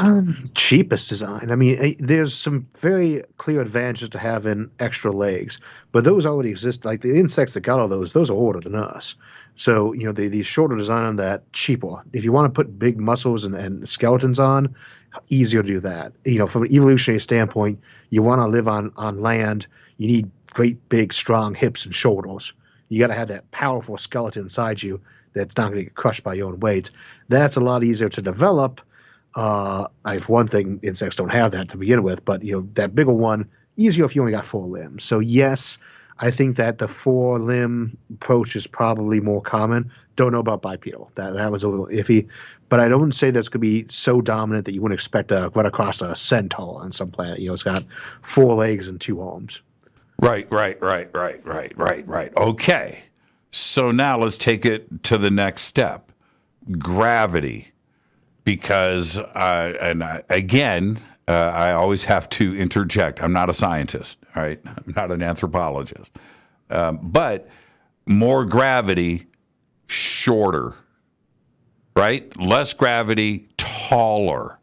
Is that a concept that would, right? And we are 6 feet tall because of our gravity. If we had less gravity, would we be 10 feet tall? Dinosaurs were a lot taller than us, so were mammoths. You need thicker bones to be taller, or they need to get hollower. The bigger you want to be, the more bone you have to pay for, and that bone gets expensive to drag around everywhere. Right. Which means more muscle, more food to do it. The more high the gravity is on a planet, the more more mobile land life, animal life has to pay an extra cost to move around. But it might not really make that much of a difference. I don't think. Because there's a really narrow range of actual surface gravity anyway. I think folks think we come across some kind of terrestrial-like planet where the gravity was twice as high. No. To get to that, to have a kind of composition like our planet means it's 8 times as massive as our planet is, twice as wide, right? It's hard to get that higher surface area. You usually be talking 25% higher would be like the high end, at which point I'd be very shocked if they had any land to come out on top of the big bone structure. And 25% higher gravity, is that going to make shorter people? I mean, it'll make more muscular ones. They're going to be more slabby, you know? They got to be beefed up. Mm-hmm. But I don't know that they necessarily be skinnier and frailer on other planets that have lighter gravity either. But and the basic trope from sci-fi about, you know, higher gravity, shorter and more muscular, lower gravity, tall and skinny, that's decently plausible, but I think it's exaggerated what the effect would really be. So if E.T. shows up and you and I get beamed up in a blue beam, right, and we go and visit them, you would expect 6 foot tall, average build, right? There wouldn't be extremes, is what I'm saying. I don't think we'd expect to see an intelligent life form that was biological in origin. I mean, like all biology, all chemistry, that was significantly smaller than a human. They might be half a height, mind you, just significantly smaller. You start talking about an intelligent creature that's the size of a mouse, they're using something else for their brain at that point in time, which is possible. We don't necessarily know that they might, they don't have to have neurons. But don't be surprised you got beamed up a ship and you're looking like, hi, giant mammoth creature with tentacles on your face. Wow, that must be really terrifying. Now, okay, they might be a 50-foot tall creature with tentacles. That's. Is it possible? Not to be forbidden by evolution. Is it possible that there could be 1 inch tall human-like aliens, like Gulliver's Travels? Only, and I keep wanting to do an episode on that too. Only if they are not using the same type of brain setup as we are. Like they're naturally evolved to use semiconductors as their brain supply as opposed to our style of neurons. Because you get that problem when you start trying to get that thing micro-sized. You're not going to get there.